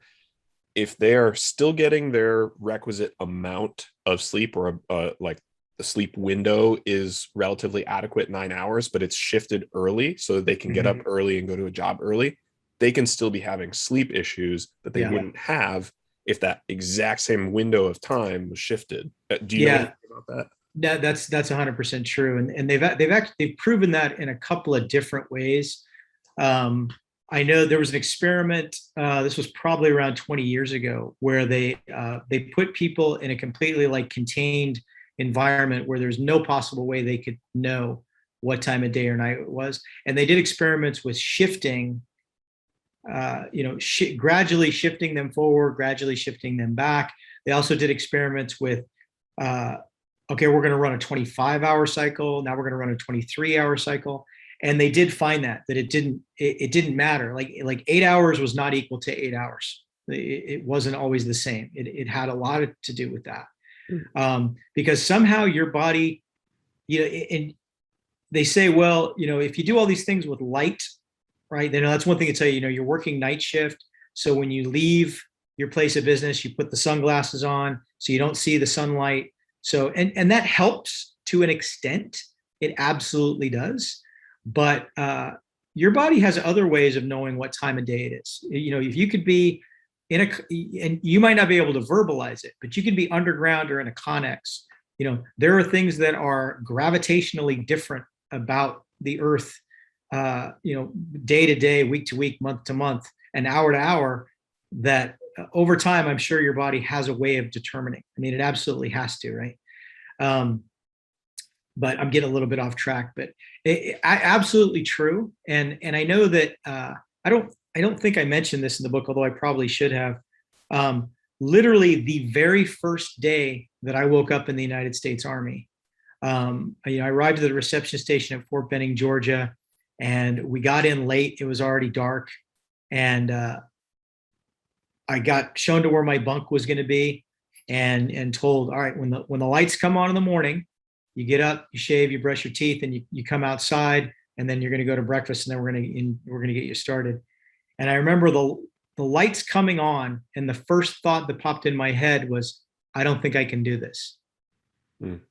I'm like, wow, I just realized I am not a morning person. I don't even know what time it is right now. Look at my watch. Oh, it's 5 o'clock. Yeah, I'm not a morning person. I don't know if I can do this. And somehow I managed to do it throughout a career.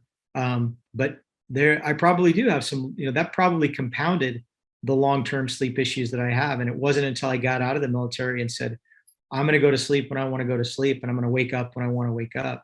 And it's not necessarily that I'm a night owl. I don't stay up. I go to bed pretty early. But like I say, I need that longer stretch. So because of that, I just absolutely will never be a morning person. And sometimes I have to be for early morning calls or early morning warrants or early morning training. But I don't like it. Yeah. Makes sense. All right. Should we move on to another pillar of, all right, let's talk about, well, let's go ahead and do diet and nutrition. So I mentioned that I had heard sort of that paleo tends to be a good baseline from which people can depart depending on their specific needs. But how do you see sort of the generalized approach to diet and nutrition, and what would you look for when, like if you've established a baseline, what would you look for to optimize that? Well, it's funny that you mentioned paleo, because I mentioned in my chapter on nutrition that I don't endorse any exclusionary diet, but then a kind of a caveat that I give is you can consider paleo to be an exclusionary diet, and it's probably the kind of the least offensive out of all of one, because it's pretty logical, right? Like the carnivore diet, that's not really logical, right? And I illustrate some of the health problems that can go along with that. I talk about veganism and the fact that veganism is, and I don't say this to offend anyone, it's really more of a philosophy than it is a nutrition plan. Okay, and that's I think that's pretty factual, and most real vegans, I should say, that I've interacted with have agreed with me on that. But those are both highly exclusionary diets, and both are asking you to ignore a lot of very potentially nutritious stuff, and to ignore, in my opinion, millions of years of evolution. And I don't think you should do that. Paleo is an exclusionary diet, but it's not, again, not for lack of a better word, not as offensive, right? Yep. Because it basically says eliminate processed food. Is kind of basically what it's saying. Eliminate anything that's going to be a product of industrial farming, or the food industrial complex. You're eliminating that, which is a pretty logical way to go, because millions of years of evolution tell our bodies that that's how we should be eating. There's some specific things about paleo that, I like peanut butter, I like all tree nuts, and I like cheese. And I think cheese is a good snack, a good source of protein. Now, we Americans eat way too much cheese. If anybody's seen the documentary Fed Up, and they talk about the explosion of the cheese industry, how literally the cheese section in a store when I was a kid, imagine the size of the refrigerator in your kitchen right now. That was the entire cheese section when I was a kid going to the supermarket. Now it's an entire aisle, plus it goes around the corner to the end cap too, right?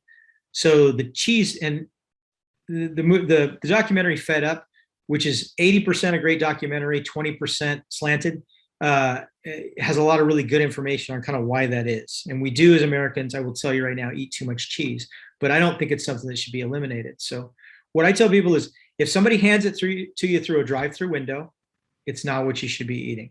If it came in a can, it's not what you should be eating. If it was frozen, there's a maybe there, because it's probably pretty processed. If it came in a box, then it's not what you should be eating.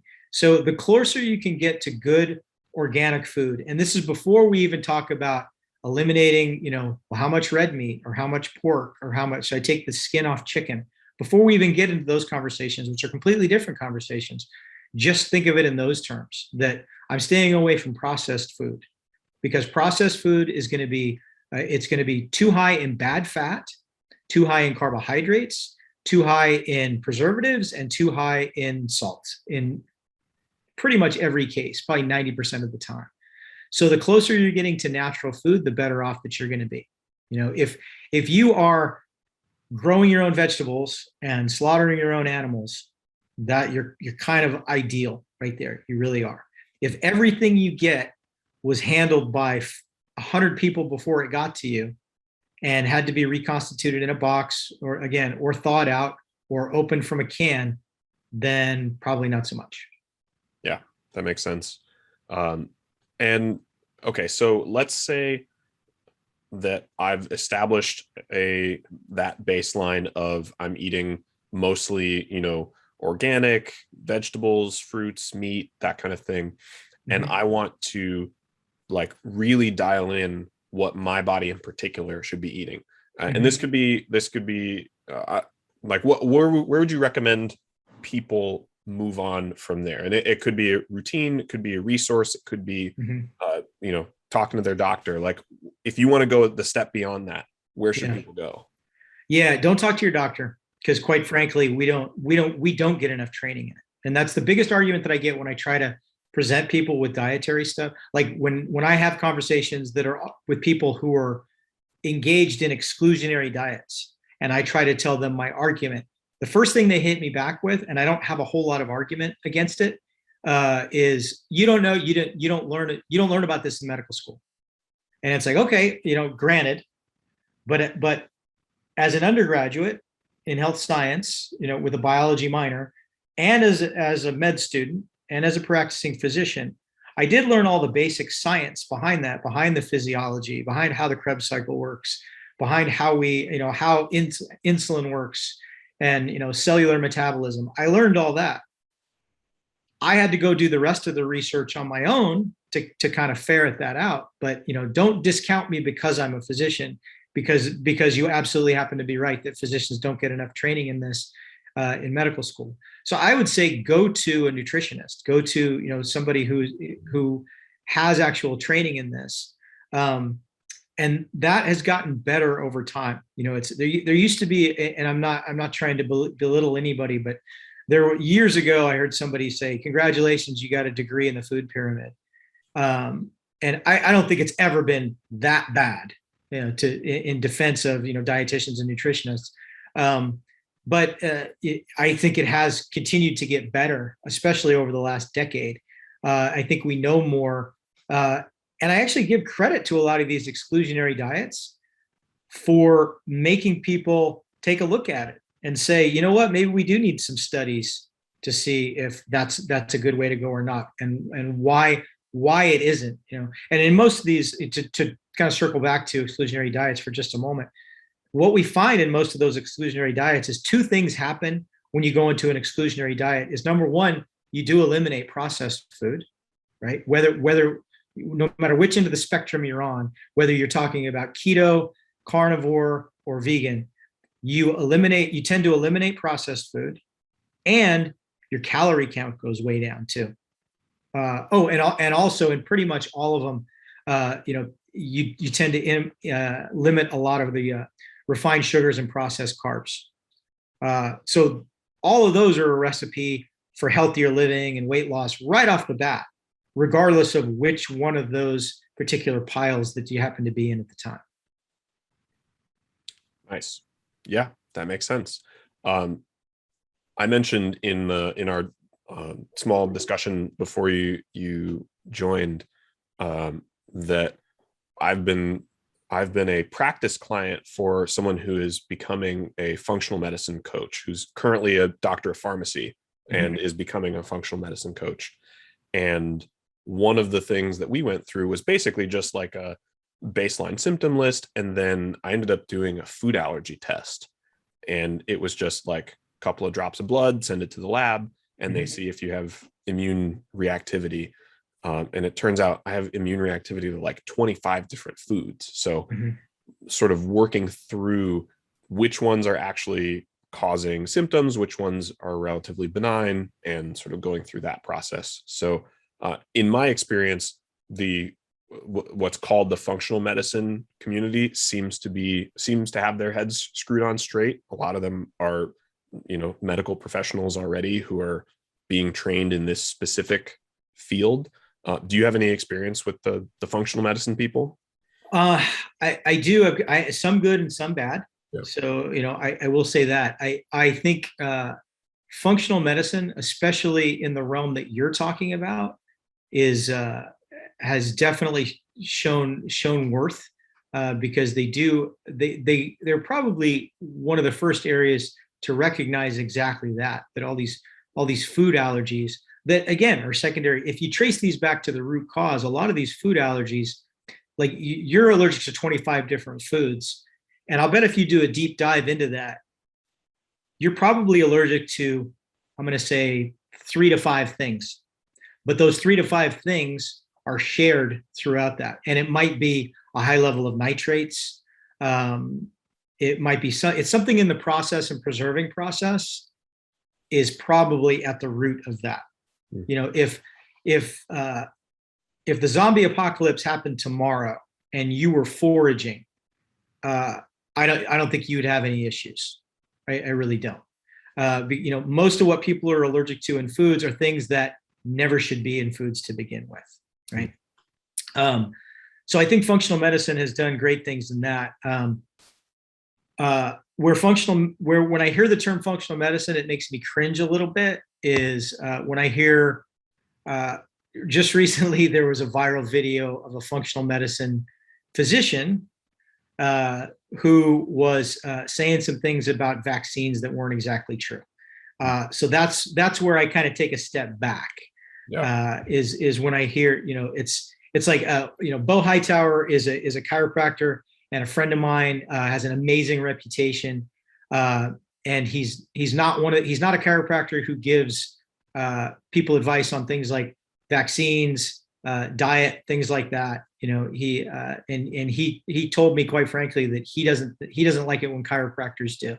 He's like, everybody's got a lane, and he likes when people stay in the lanes. I went to chiropractors for a huge chunk of my life, and a chiropractor eventually, not only through manipulation, but by giving me exercises to do, cured my chronic low back pain. And even walking around to this day with 2 herniated discs, I have no issues. And it's because of the path that chiropractor put me on. So I'm not anti-chiro by any means. And I didn't mean to like jump into another conversation, but I think it all has to do with people recognizing kind of specifically what their depth and arena of training happens to be. And I do think that when it comes to things like food allergies and nutritional guidance, I do think functional medicine, I have to say, could very well have a better handle on it than conventional medicine does. Yeah. Yeah. And I guess I should caveat that as well and say, I've seen some of the crazy in functional medicine as well. I don't, just because someone has that credential, I wouldn't buy what they say wholesale. Yeah. I'm fortunate enough to have had a really great baseline science education to be able to kind of have a relatively good, spidey sense about when people are talking about things to go, I don't know, that like, you got to explain that a little better because something about that feels wrong versus get a food allergy test. Oh, of course. Yeah. Well, and to give you an example of that is, like you said, you have a background in science, so you can kind of ferret that out. And I have a friend, I'm not going to say who, but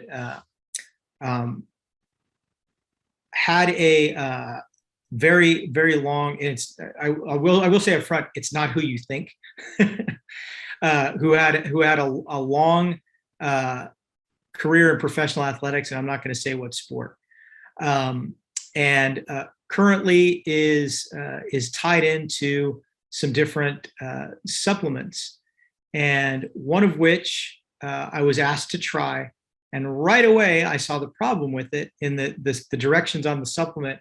Basically, I had to take it 6 times a day with 8 ounces of water each time. And my first thought was, the reason people feel better is nobody gets enough water. So they're taking this supplement and now they're drinking 8 ounces of water 6 times a day. So no wonder they feel better, right?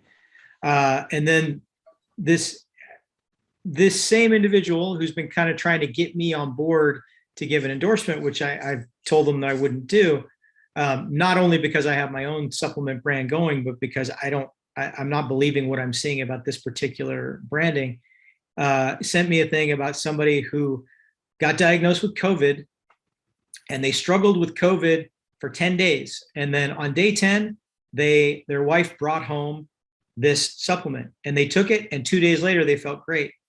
And I said, that's the average time for COVID to run its course, right? Is between 10 and 12 days. So, that's like saying, I was on day 5 of the flu and I drank lemon juice and I was better and lemon juice cured me from the flu. No, that's 6 days is the typical, run for the flu in flu season. So you have to have that education, like you say, Chase, to kind of ferret that out and separate the wheat from the chaff on, is this valid?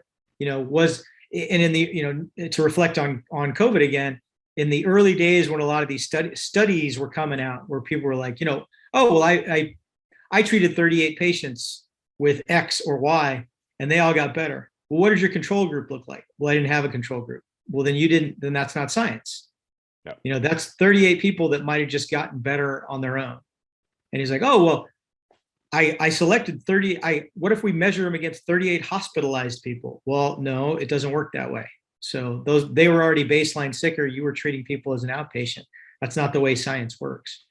So having that background really helps. But it's hard for the layperson or the person that doesn't have that background in science, has never engaged in empirical research, because they don't necessarily have the tools to get through that. And that's a big question I've gotten over the last year and a half is, well, who should we trust?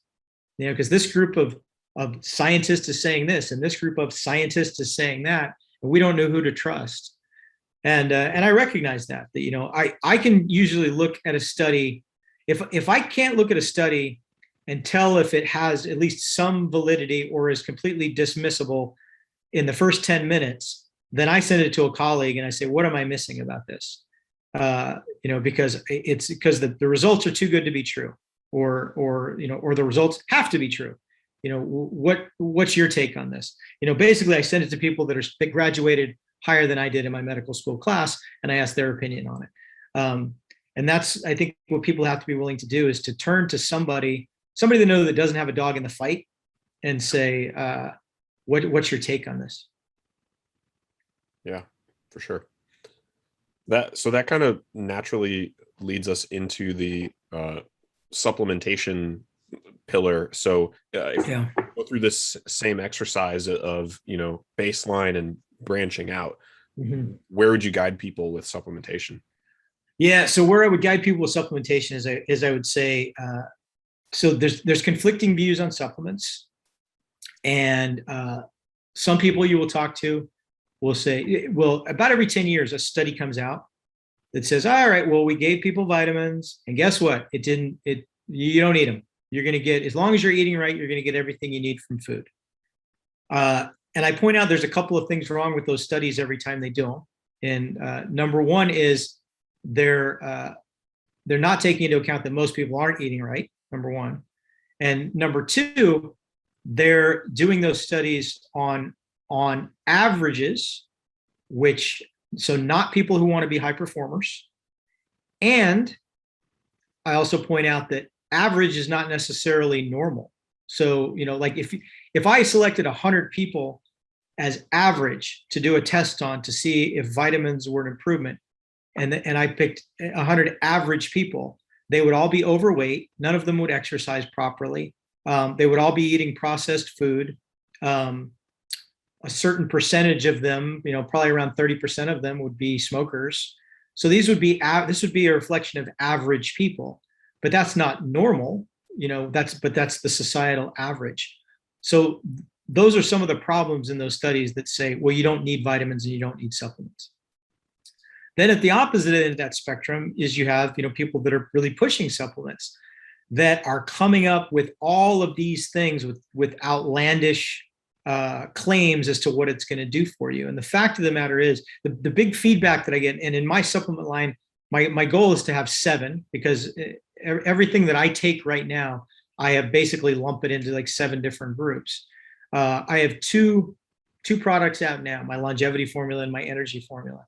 And the first feedback I always get from people is, there's not very much in this. Like you only have like four ingredients, or you only have 5 ingredients in here. And I say, yeah, that's correct, because when I look at clinical trials and actual research that shows benefit, those are the things that show benefit.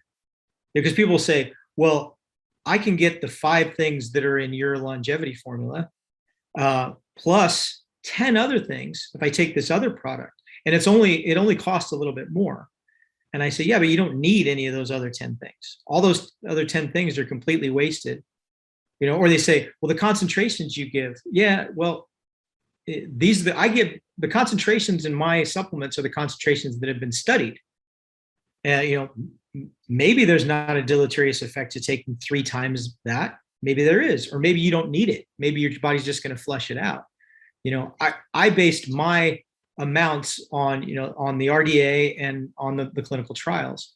You know, so you have these 2 warring ends of the spectrum on supplements. The science says you don't need them, or supplement company says you absolutely need this laundry list of things that you just absolutely cannot pronounce.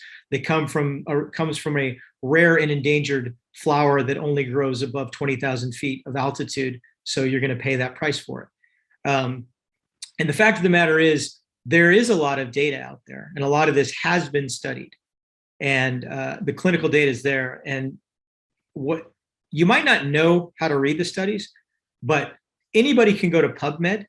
You know, if you see the name of some type of supplement that somebody is taking, and they want you to take it, or you're wondering if you should take it, go to PubMed and type the name of whatever it is and the word efficacy afterwards, and see if anything comes up on any trials on it. And if it does, print those out. And if you can't interpret them, take them to somebody who you think can, and say, what's your opinion? Was this good research? Was this bad research? And to PubMed's credit, they've actually done a really, really good job that even if you can't understand research, if you go to the conclusions on almost all of those, the conclusions are pretty honest in what they say. You know, if they're slanted, a lot of times you can kind of ferret that out just by the wording.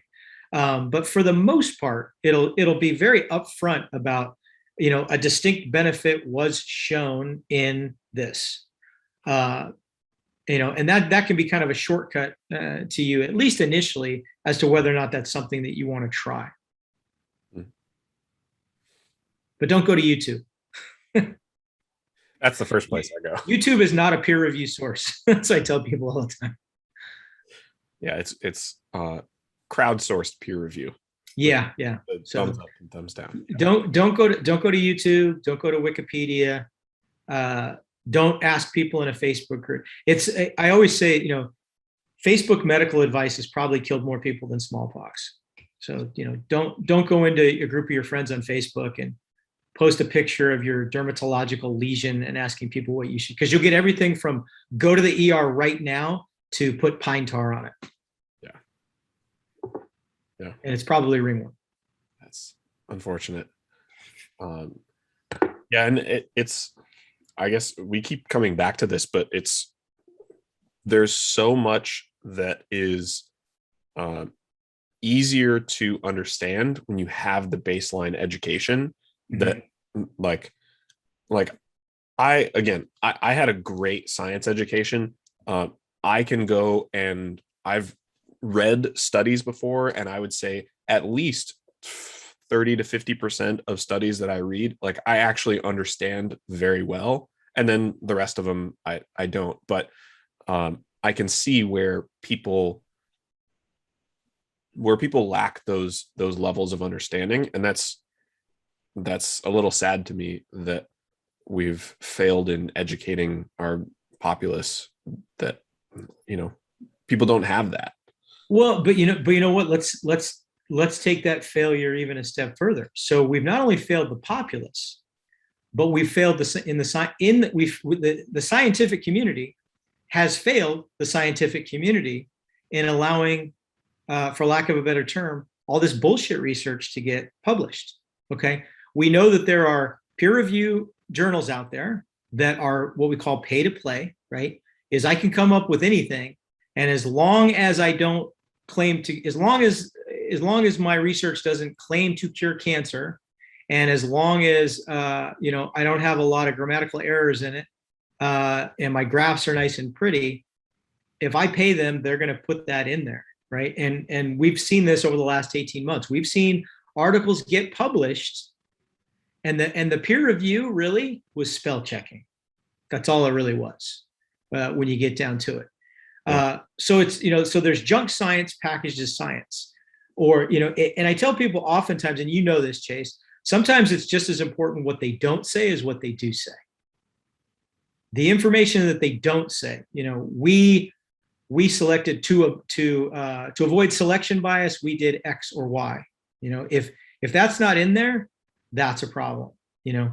But like you say, a lot of times I get, somebody will send me an article saying, hey man, what do you think about this? And I'll read through it, and within about 5 minutes, I can pull out one or two things. Okay, these are obvious problems. There was an obvious selection bias here. There was a survival bias here. There was an observer bias. Oh, they didn't, guess what? They didn't, I can spot 4 confounding variables right off the top that they did not account for. So those are issues.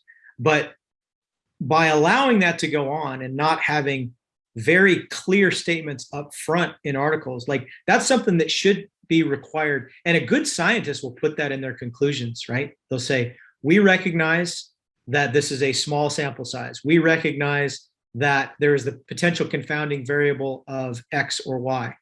That's a good scientist. That's somebody that I respect regardless of what their ultimate conclusion is.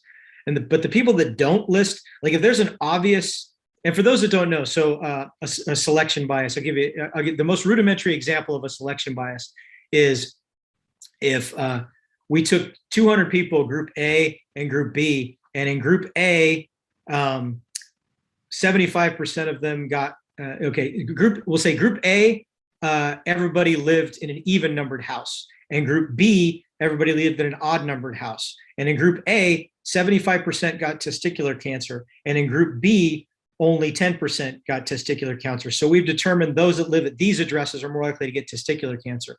But then when you look at the people that they selected, 75% or 100% of the people in group A were men, and only 10% in group B were men.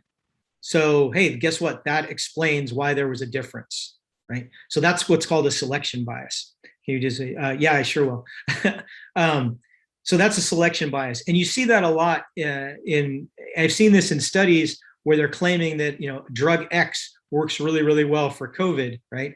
But then when you look and in their survival group, 70% of the people who did well got steroids. And if you look in the group that didn't do well, only 10% of them got steroids, right? And those numbers aren't exact, but there was a study that showed exactly what I'm talking about. And so that's a selection bias, and you fail to, so you have a confounding variable that you failed to account for in how you selected your people for the groups. And a serious scientist is going to watch this and hammer me and say that I'm not explaining things properly. That's fine, and I'm not a statistician either. But it's we in the scientific community have kind of let that slide. And guess why we've let that slide? Because what do people need to do to progress in the scientific community? They need to get published, right? So there's a push for everybody to get published. When there really should be this many journals out there, there's this many journals out there, because everybody needs to get published and everybody wants their own journal. And it's push, get published. Publish or perish is what they say in the scientific community. If you don't get published, then you're not going to get tenure and all these other things.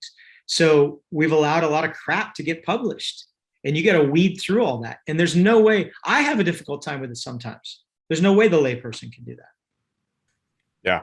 And on top of that, there's also a bias in selection of what to publish, in the sense that it's more publishable to have a successful study than a failed study. But yeah, study failure is good information about things. Like, it's very valuable. Yeah. To replicate result is just as important.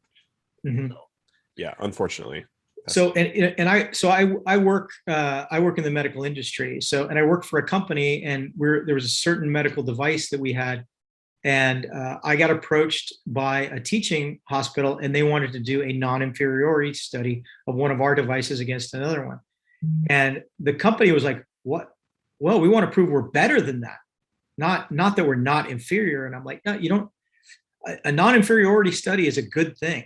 Okay, that's something. Number one, and that gets you out of the gate, is showing that it's not you're not biased in any way, because you're not setting out to prove that one thing's better than the other. And also, if you can prove, let's say I can improve non-inferiority to chewing one willow leaf as opposed to taking 2 Tylenol to cure a headache. Well, a willow leaf is a lot cheaper and a lot more accessible to a lot of people globally than 2 Tylenol is. So that non-inferiority study would be a good thing. It's not cool though. So you probably have a hard time getting it published. Yeah. Because it's not cool. It's not groundbreaking, but potentially it could save people billions of dollars the world over and a lot of suffering. Yeah. I want to say real quick. So there's another meetup in the 52 Living Ideas community Okay. that is about to happen. So a couple of people here may leave to go over there. One more time, can you give the details of the book, when Yep. and where people can find it, and then we got more questions for you. So Absolutely. So the title of the book is Honed: Finding Your Edge as a Man Over 40, and it will be available on Amazon on the 24th of August. So I guess that's next Tuesday, I think. If you see it on Amazon before that, please do not pre-order it. And the reason I'm saying that is I was informed by my publisher, if you pre-order it, it doesn't count towards Amazon bestseller sales. So as tempting as it may be, just set yourself a calendar reminder and order it on the 24th. And also, if you wait to the 24th, I can't tell you what yet, but you're going to get a significant discount on the Kindle version if you wait to the 24th. nice. Cool. Okay. So anybody who is heading to the other meetup, go for it. And you can always catch the recording of the rest of this. All right. Cool. Okay. So we were on supplements. Alex and I were talking before the podcast about an idea that he had about supplementation and trade-offs. And hold on, I just want to say, I think CJ may be here for the other meetup, but I want to make sure. Hi, CJ. Are you here for Dr. Mike Simpson, or are you here for the meetup on truth and multiple perspectives? That's the one. Okay. Go back to the meetup page. There's a different link. This is from the previous one. Okay. Actually, this is the one Shrikant emailed me. Okay. Well, you're welcome to stay for it. But... No, I'm supposed to be leading the other one. Okay. All right. So you've got the wrong link, but you'll find it on the meetup page. Thank you, Chase. I appreciate that. Bye. You're welcome. Take care. Okay. So we were on supplements. Alex and I had this. Alex had this idea that we were talking about previously. Part of the optimization of performance versus longevity is this trade-off between the deleterious effects of something long-term and the sort of short-term performance enhancement of things. So, Alex, do you want to explain your idea and the question around it? Sure. So some of this might seem kind of silly, but realistically, there might be some interesting implications. So, for example, some things that let's say we don't want to do, like unhealthy habits, take a while to add up. Let's say we smoke cigarettes, right? After maybe 30 years, that will cause an extremely higher chance of lung cancer, for example. But for some substances, some things, some habits, if you start to get into your older years and you have not yet done those, could some of them change from being extremely detrimental to not something to worry about as much, because their onset time of the effects would be post whenever you expect to die? Like, smoking's not a good example. Yeah. It was going to be bad for you. When we're talking about like OTC supplementation, nothing particularly comes to mind. I would say this though. So one of the reasons that so performance athletes who take steroids, who take exogenous testosterone in their 20s and 30s to get a performance benefit out of that, are going to suppress their hormonal axis, and it's going to affect their body's own ability to make hormones later in life, right? As well as, conflicting studies on whether or not, it can predispose to certain types of cancer. But, let's say for the sake of argument that we're going to be in the yes category in that. So yeah, some potential deleterious effects there. If nothing else, we know that it's, like I say, it's going to suppress your own hormonal axis, right? I am on TRT, and I've been on TRT since my late 40s on. I don't have to worry about that, right? So I'm not. It doesn't matter that I'm suppressing my own testosterone. I have one son in college and one in high school. So, suppressing, sperm production, stuff like that, that's not an issue for me. So that would be an example. I mean, that's not really a supplement, but it is a substance that you're going to take. That I'm getting better performance now, and I'm monitoring. My lab work is monitored, so I'm making sure that I don't become polycythemic, which is, my blood gets too thick. My PSA gets monitored regularly, because a concern that what can increase testosterone do if I do have some malignant cells in my prostate or something of that nature. So I get regular blood panels, checking everything, including my cholesterol, and I can tell you the only thing that has had a little bit of a deleterious effect over time is my cholesterol has gone up since I've been on TRT, and the reason for that is cholesterol is a substrate for me to make testosterone if my body's making it. Since my body is not making it, any cholesterol that I ingest is essentially, it's still, there are other functions of the body that still use it, cell membranes and things of that nature. But because I'm not using it to make testosterone, I need to be trained to ingest a lower quantity of cholesterol in my food, because instead of my body using that to make hormones, it's just sitting around doing nothing, making my numbers go higher. But I guess that would be, that's the only example for me, Alex, that comes to mind of something that, I would definitely tell somebody, in their 20s and 30s, who wants to bulk up, to avoid that. But, as you are in your 40s and your numbers are going down, that is something that's okay. Yeah, I think that was the really only example that came to mind that I know is something that people do and seems to make sense as you get older. Yeah. And I don't want to point fingers, and this has never been proven, but you look at, of course, anybody who knows anything about me knows I'm a huge UFC fan. And if you look at what Vitor Belfort looked like when he was 19 years old, right? The guy was an absolute monster. It's a reasonable thing to assume that he was on the juice, right? And then as he got older, he had an exemption to be on testosterone replacement because he was diagnosed as having low testosterone. Well, why was he having low testosterone? You look at the picture of him when he's 19, you go, that probably had something to do with that. It's because nobody, unless he just like somehow magically burned out enough testosterone for 10 dudes, before he was 25, which I doubt. So, I can't say, if he was or not. We do know that the post USADA Vitor Belfort looks significantly different than the pre-USADA Vitor Belfort. So again, I think that continues to be a reasonable assumption. Yeah, thanks. No, I think that's helpful.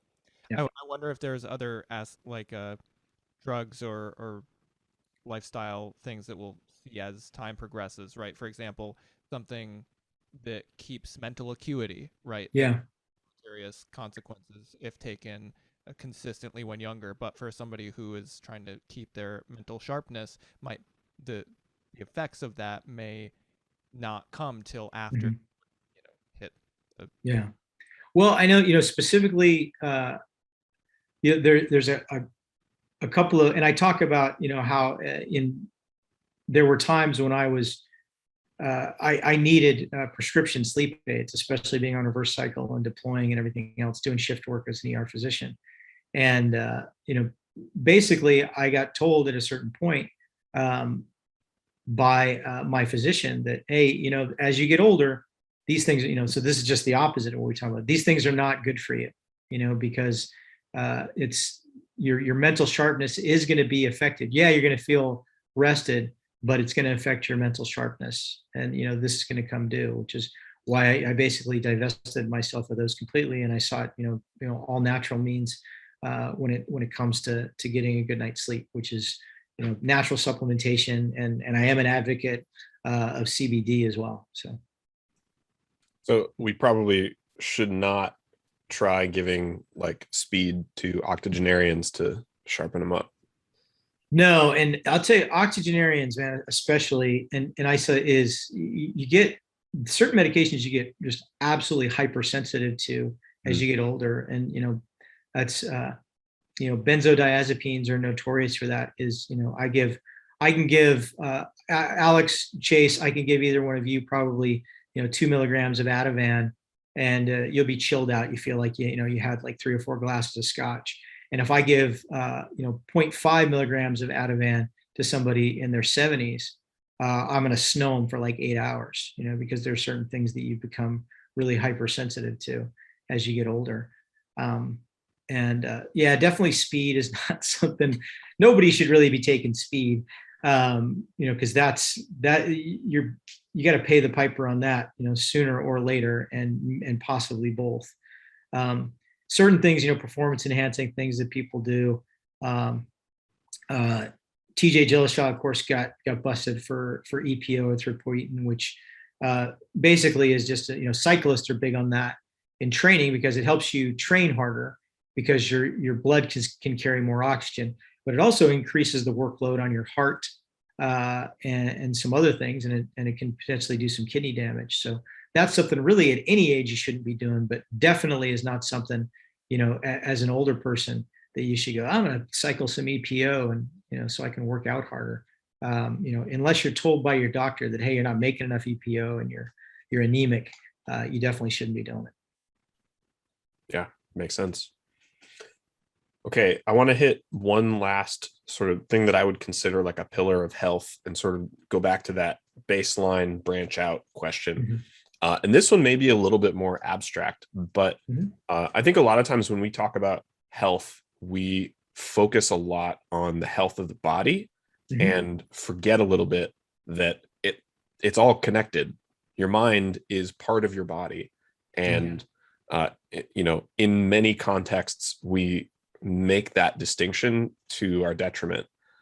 So mental health would be the last pillar. I mean, I'm sure you can come up with other pillars of health, but that's the last one I want to talk about in this context of what would be like a good baseline way to think and act upon your own mental health, and then from there branch out and optimize.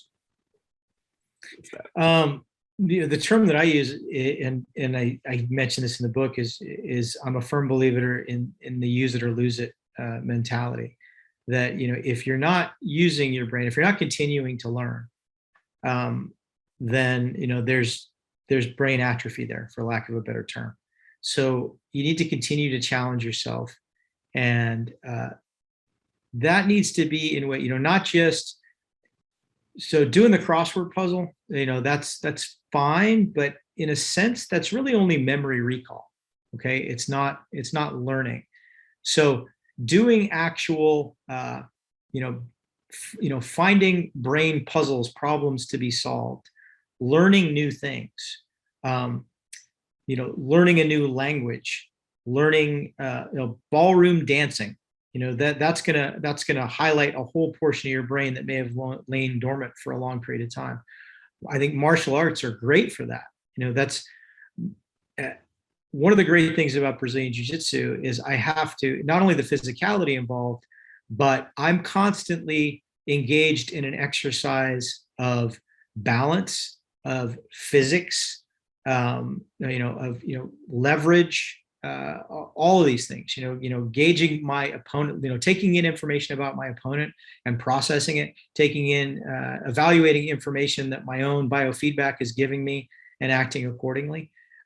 So that's a great mental exercise. And then taking that to the next level, recently, I've been teaching some Brazilian Jiu-Jitsu classes at the basic level as well. So I'm filling in part-time and teaching the basic classes, and that's helping me on another level, because now I have to take things that I already know how to do and I have to verbalize it to others, which is activating a whole different part of my brain, right? So now I'm learning to verbalize it, to demonstrate it, to explain why I do it that way, why my hand is this way instead of that way.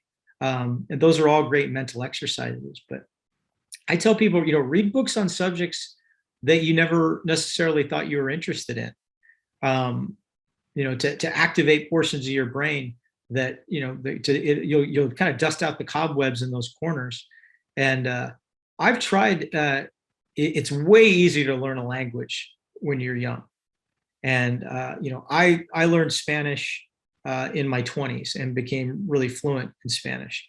Um, I've picked up little bits and pieces of other languages along the way, and oftentimes I like set out to learn a language, and I don't take it all the way to fruition. But I have a little bit of Arabic, a little bit of Hebrew, very little Portuguese, which I wish I had more. I probably actually speak as much Navajo Indian as I do Portuguese, so it tells you how bad my Portuguese is, unless you count swear words. But I think these are all things that are important to continue to do as you age, but just because it keeps you sharp, it keeps you firing on all cylinders. And also, it's not just the cognitive aspect of it, but it's also the emotional aspect of it. So we take for granted how much, we look back on our youth and how great our youth was, for most people, right? It's like, oh, we're these carefree days and young and healthy. But guess what else you were during that time? You were going to school every day. You were learning stuff. Every day was like, wow, I learned something today. Whether you were recognizing it at the time or not, every day you were learning something new, whether, in welding class or in history class or, in English class, you were learning something that you didn't necessarily know before. And that was a big source of your mental health during that time period. So if you can translate that into your middle age and beyond and continue to learn, I think you'll find that the secondary effect of that is an emotional well-being secondary to that, because it's almost like your brain, a certain part of your brain is saying, hey, I'm still in this. I'm still, I'm still going. Every day is still important. I haven't cashed it in, and I haven't hung up my spurs and I'm giving up. I'm still actively engaged. So the emotional aspect of continuing to learn new things, I don't think can be overstated. Yeah.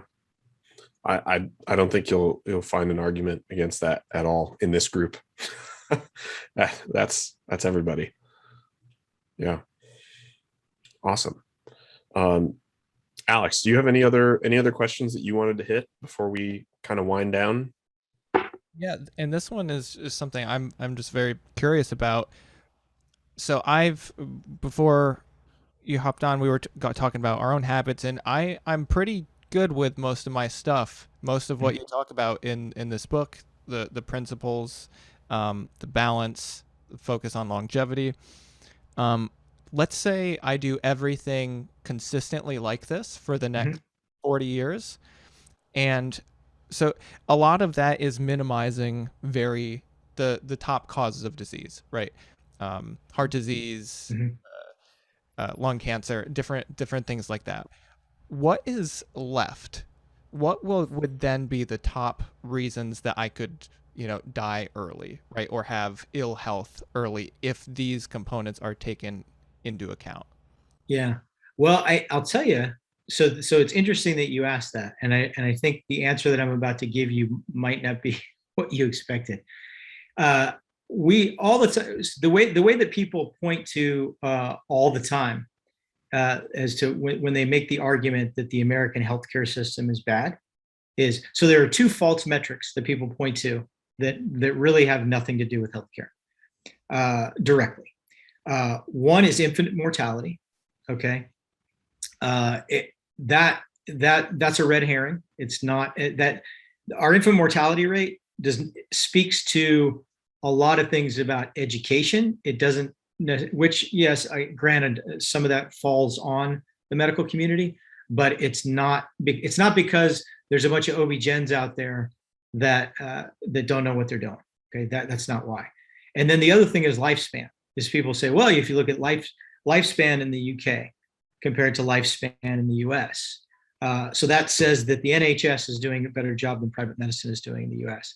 No, it's not. Because if you look at how does everybody get from point A to point B in the UK? For the most part, they're on public transportation. So the answer to your question, Alex, is automobile accidents are what's going to probably kill you.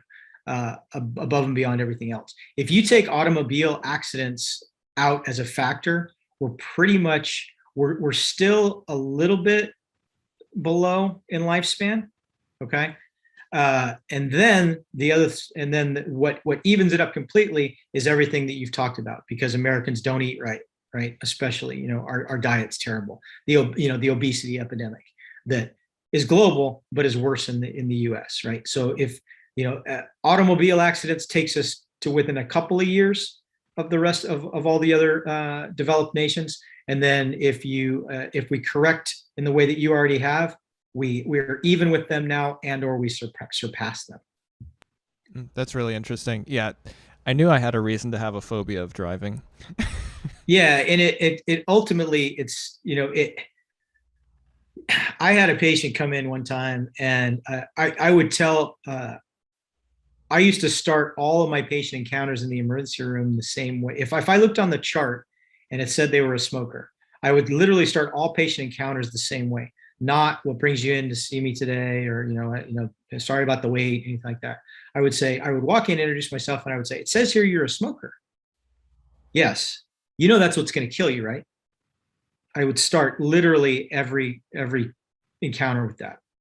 I would look him dead in the eye and say that. And one day, a guy said to me, I did my residency in San Antonio. He said, "Well, I think San Antonio drivers will probably kill me first." And I got ready to argue with him, and I realized statistically he was probably right. And I was like, I got nothing. And we just went on with wherever it was that he was there. So yeah, it's, accidental death and injury is what lowers our lifespan, especially for men. Because we like to do stupid, risky stuff, right?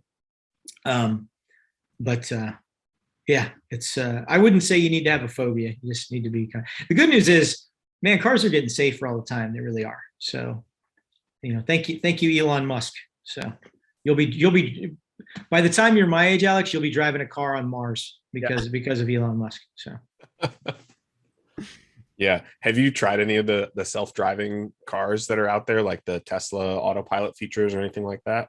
no, man, I would love. I'm a Jeep Wrangler guy, but I would to me it's not about the image of the red meat-eating Texan. I would love to own a Tesla. I can't really afford one right now, and plus everything forever is back ordered now, because of whatever it is we're short on, microchips or whatever. Because really I'm due for a new vehicle, but I'm kicking that can down the road. So yeah, cars and mountain bikes, man. You can't get mountain bikes right now. It's crazy. It's the 2022s Trek bikes are out, and I've wanted there's a 2021 model that I've wanted like forever. The 2022s are probably going to get here before that one even becomes available. Wow. Yeah. Yeah. I my dad has a Tesla, and it's the autopilot stuff is fun. It's a little scary, but once you get to know it, you can see why that's a lot safer. For sure. Totally. Yeah, totally. It has faster reaction time than you do. It doesn't get distracted like you do. Yep. It's a little spooky, it's a little Skynet, a little HAL, but it's there's at some point there's going to be some type of incident, where there's going to be a pileup somewhere that they blame on that, but be interested to see how that shakes out. If there isn't already. There's interesting stuff. Anyway, yeah. I'll say, hey, if he can land that rocket in the circle that's the same size as the base of the rocket, he's doing something right.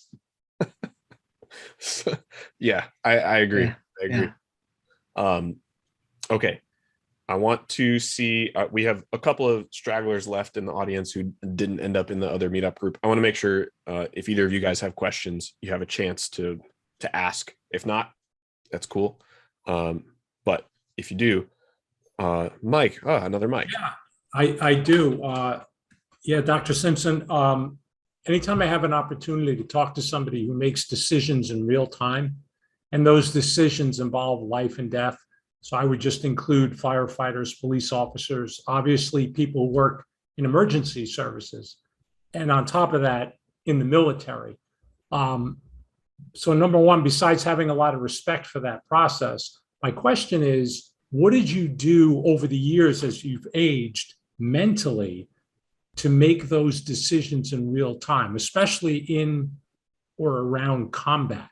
Mhm. Has your thinking or your prep changed mentally over the years? I think great question, Mike. I think a lot of it has to do with there's a saying that stems from medicine that's true in a lot of things. Is they say good medical practice comes from wisdom, and wisdom comes from bad medical practice, right? So in other words, like in your youth as a new physician, you make a catastrophic mistake, and that's ingrained in your memory, and you're never going to forget it, right? And I think that's true for a lot of things. A lot of mistakes that I made as a young infantryman, as a young leader, as a young ranger, stuck with me. Whether that is triple check my magazines before a mission, or always put my equipment on in this order because it's that way I make sure everything is correct, whatever it might be. So a lot of my decision making stems from that, but a lot of it also from having the confidence that I do have the training to do whatever I'm going to do, and I'm going to do the right thing based on the information that I have.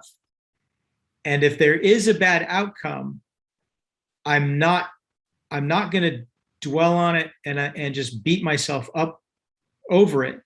I'm going to learn what I can from it, and I'm going to be better the next day. And if it ever gets to the point that if it is just totally catastrophic, then I know that's the time that I have to step away. And thankfully, knock on wood, both in combat situations and in medicine, I never turned away from a patient or got back on the bird after a mission and said, that's it, I'm hanging up my spurs because this was more than I could handle. Certainly there have been some times that I looked at things and, I've gone home after a shift and a patient and thought about it the whole way home and got home, and instead of going to sleep, fired up my computer and looked some stuff up on that particular medical condition. And a lot of it, I think, has to do with colleagues too. Is it's important.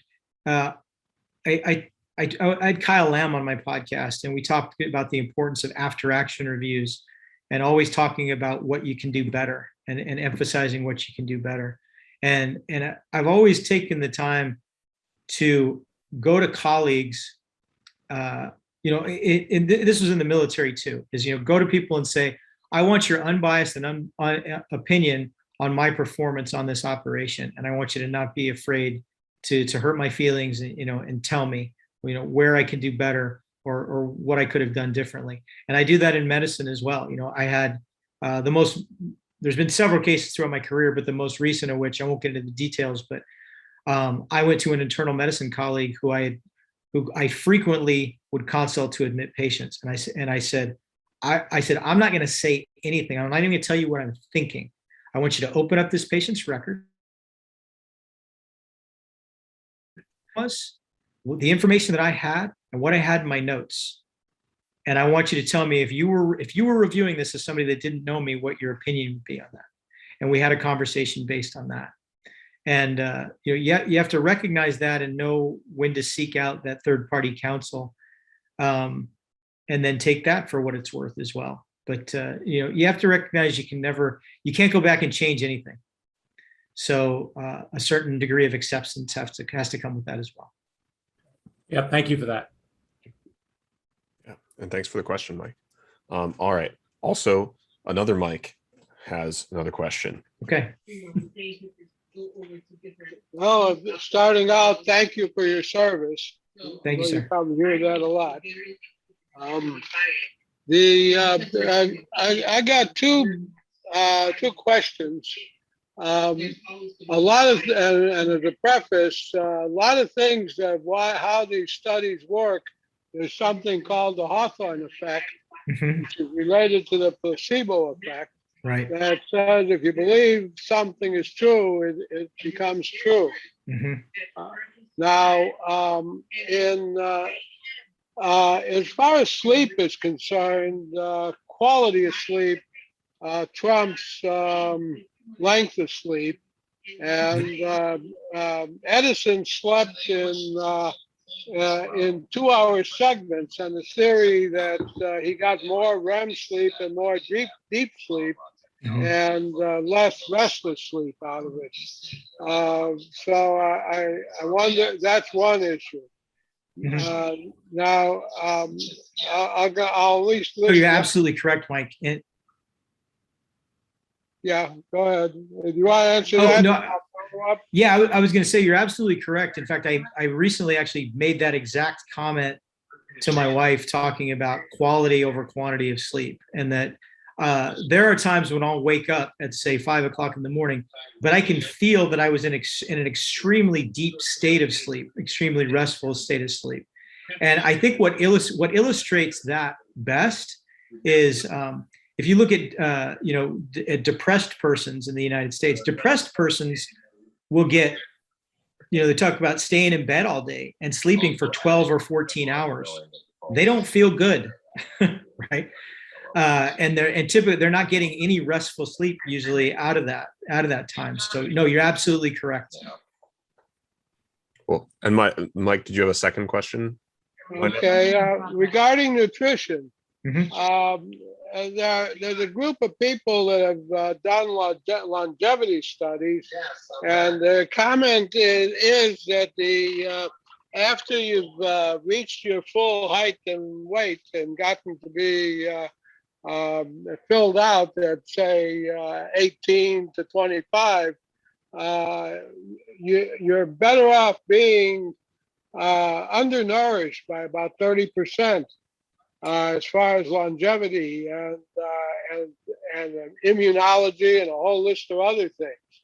And this group of the theories have given rise to the fact of intermittent fasting and 1 meal a day, and unless you show a deficiency or very low blood sugar at some times, intermittent fasting or eating 1 meal a day is probably a better strategy. Have you run into that? I know that during periods of stress, I'm sure as a ranger, you didn't get to do 3 meals a day or normal sleep and with cat naps. You comment on that? I would. So first to speak to. Yeah. So first to speak to their initial premise that they say it's better to be undernourished.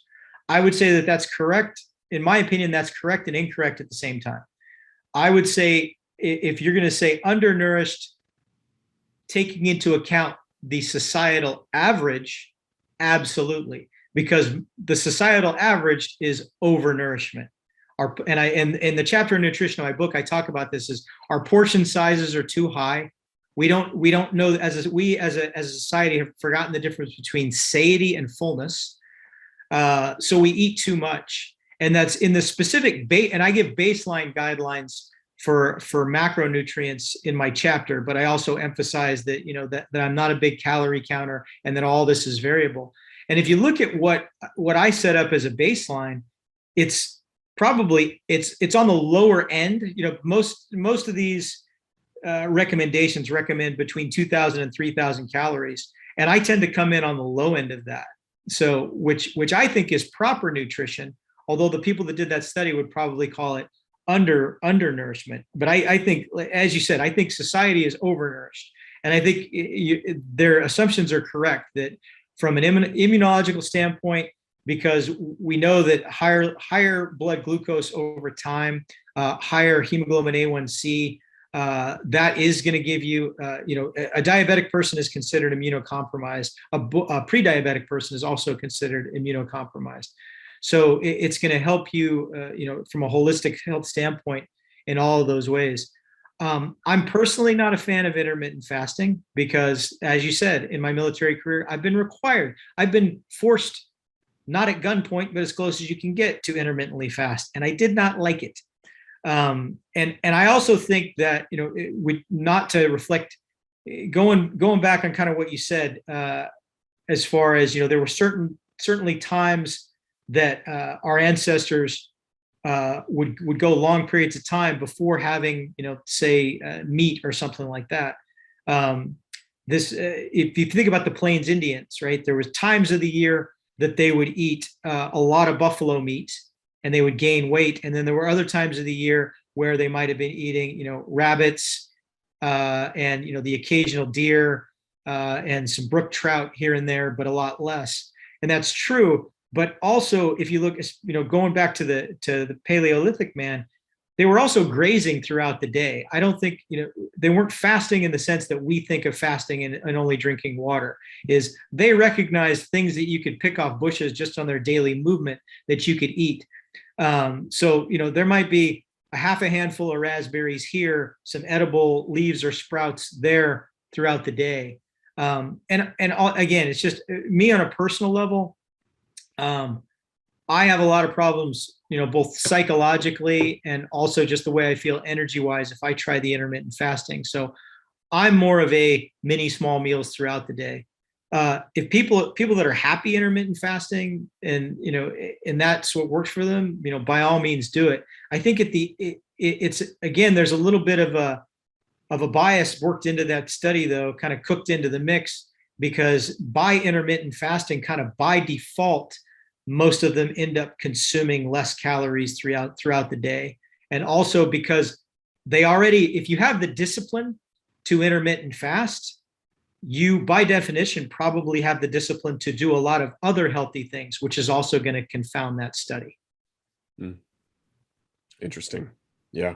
Yeah. My opinion, I haven't looked directly at that study, but that's again, my opinion based on what I know about human nature and what I know about studies that are typically along those lines. I recently listened to, I think it was Peter Attia and Tim Ferriss talking about intermittent fasting, and there were some trade-offs there that were not necessarily bad. Like, I think the takeaway was that for someone who's trying to lose weight, intermittent fasting can be very useful. For someone who's trying to gain weight or build muscle, it can actually make it much more difficult. And that has to do with protein synthesis. That has to do with a bunch of factors that go into trying to reach like higher performance fitness goals or build muscle or things like that, that intermittent fasting is can be more difficult for. But I would reference it. I would reference that because I don't know.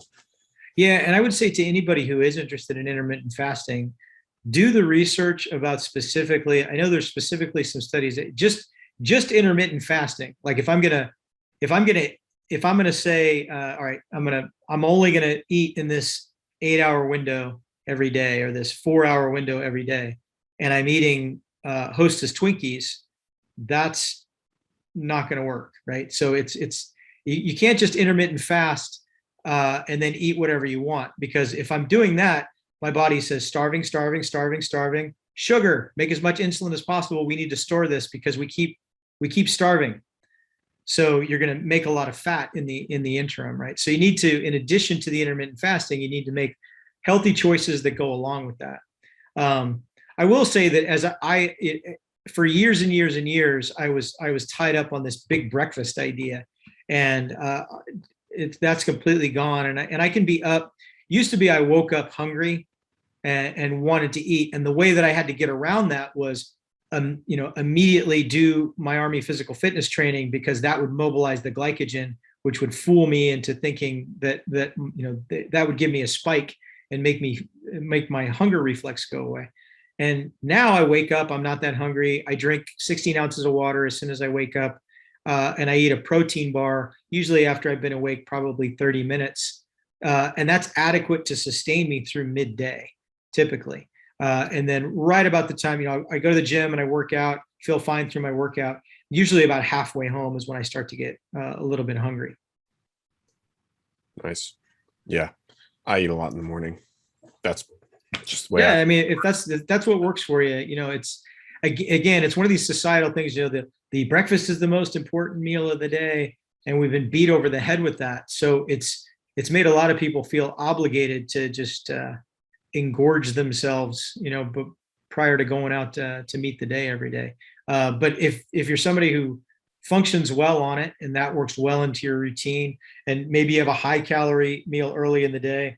My highest calorie meal is between noon and 2. And I have, not very much up front and not very much in the evening, but I tend to get the bulk of my calories between noon and 2. Makes sense.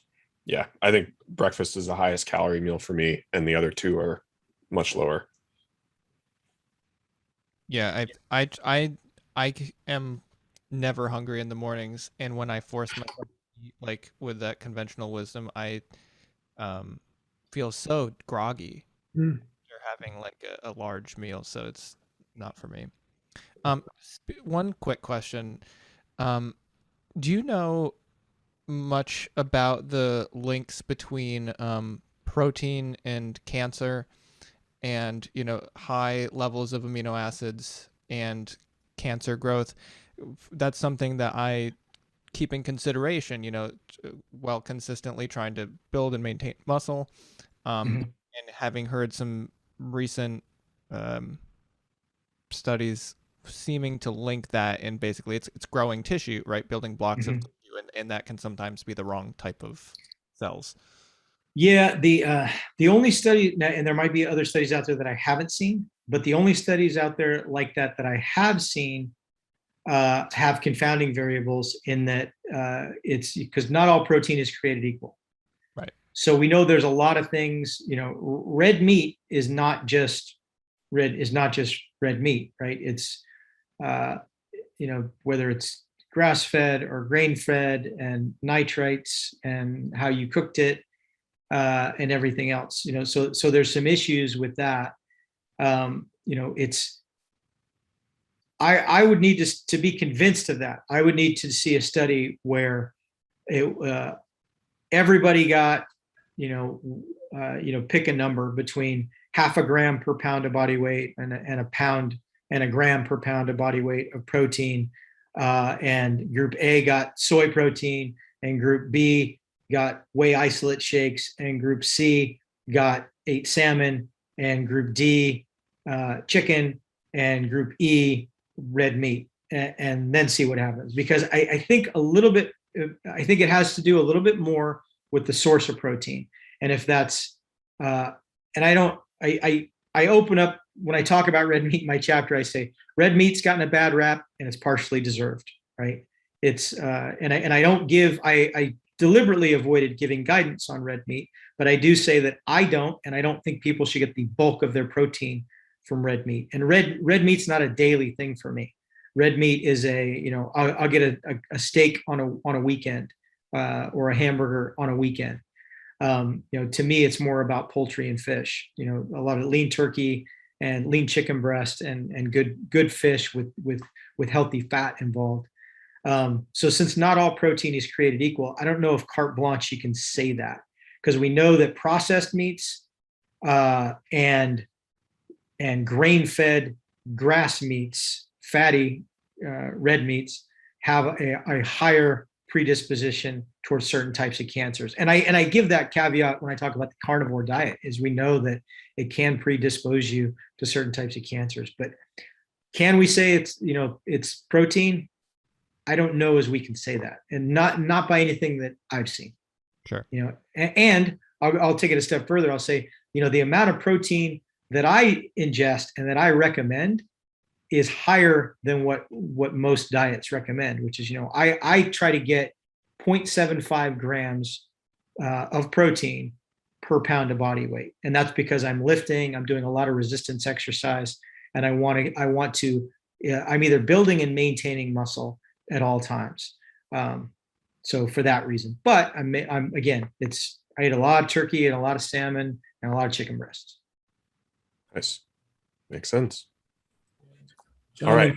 thank you so much. I've got to run. Chase and Alex, it's been fantastic. And Dr. Simpson, thumbs up. Really learned so much. Really appreciate the time. Thanks, Mike. Appreciate it. Take Good care. night, everyone. Thank you. And on that note, I was actually going to say, if you're cool with it, we've been going for 2 hours and change, believe it or not, and I feel like we could keep talking forever, but I want to be respectful of all of our time. And if you're cool with it, we can wrap up the main podcast here. I do have one extra thing I want to say, but we'll keep it. Yeah. No, yeah, absolutely. I think it's been great, guys. Thanks for having me on. Sorry about the mix up early, but I'm glad we got to spend this much time talking. It's been great. Yeah, it's all good. Well, I'm happy to be flexible and just grateful for you to come on. So thank you very much. It's been great having you back. Appreciate it. Thanks. Cool.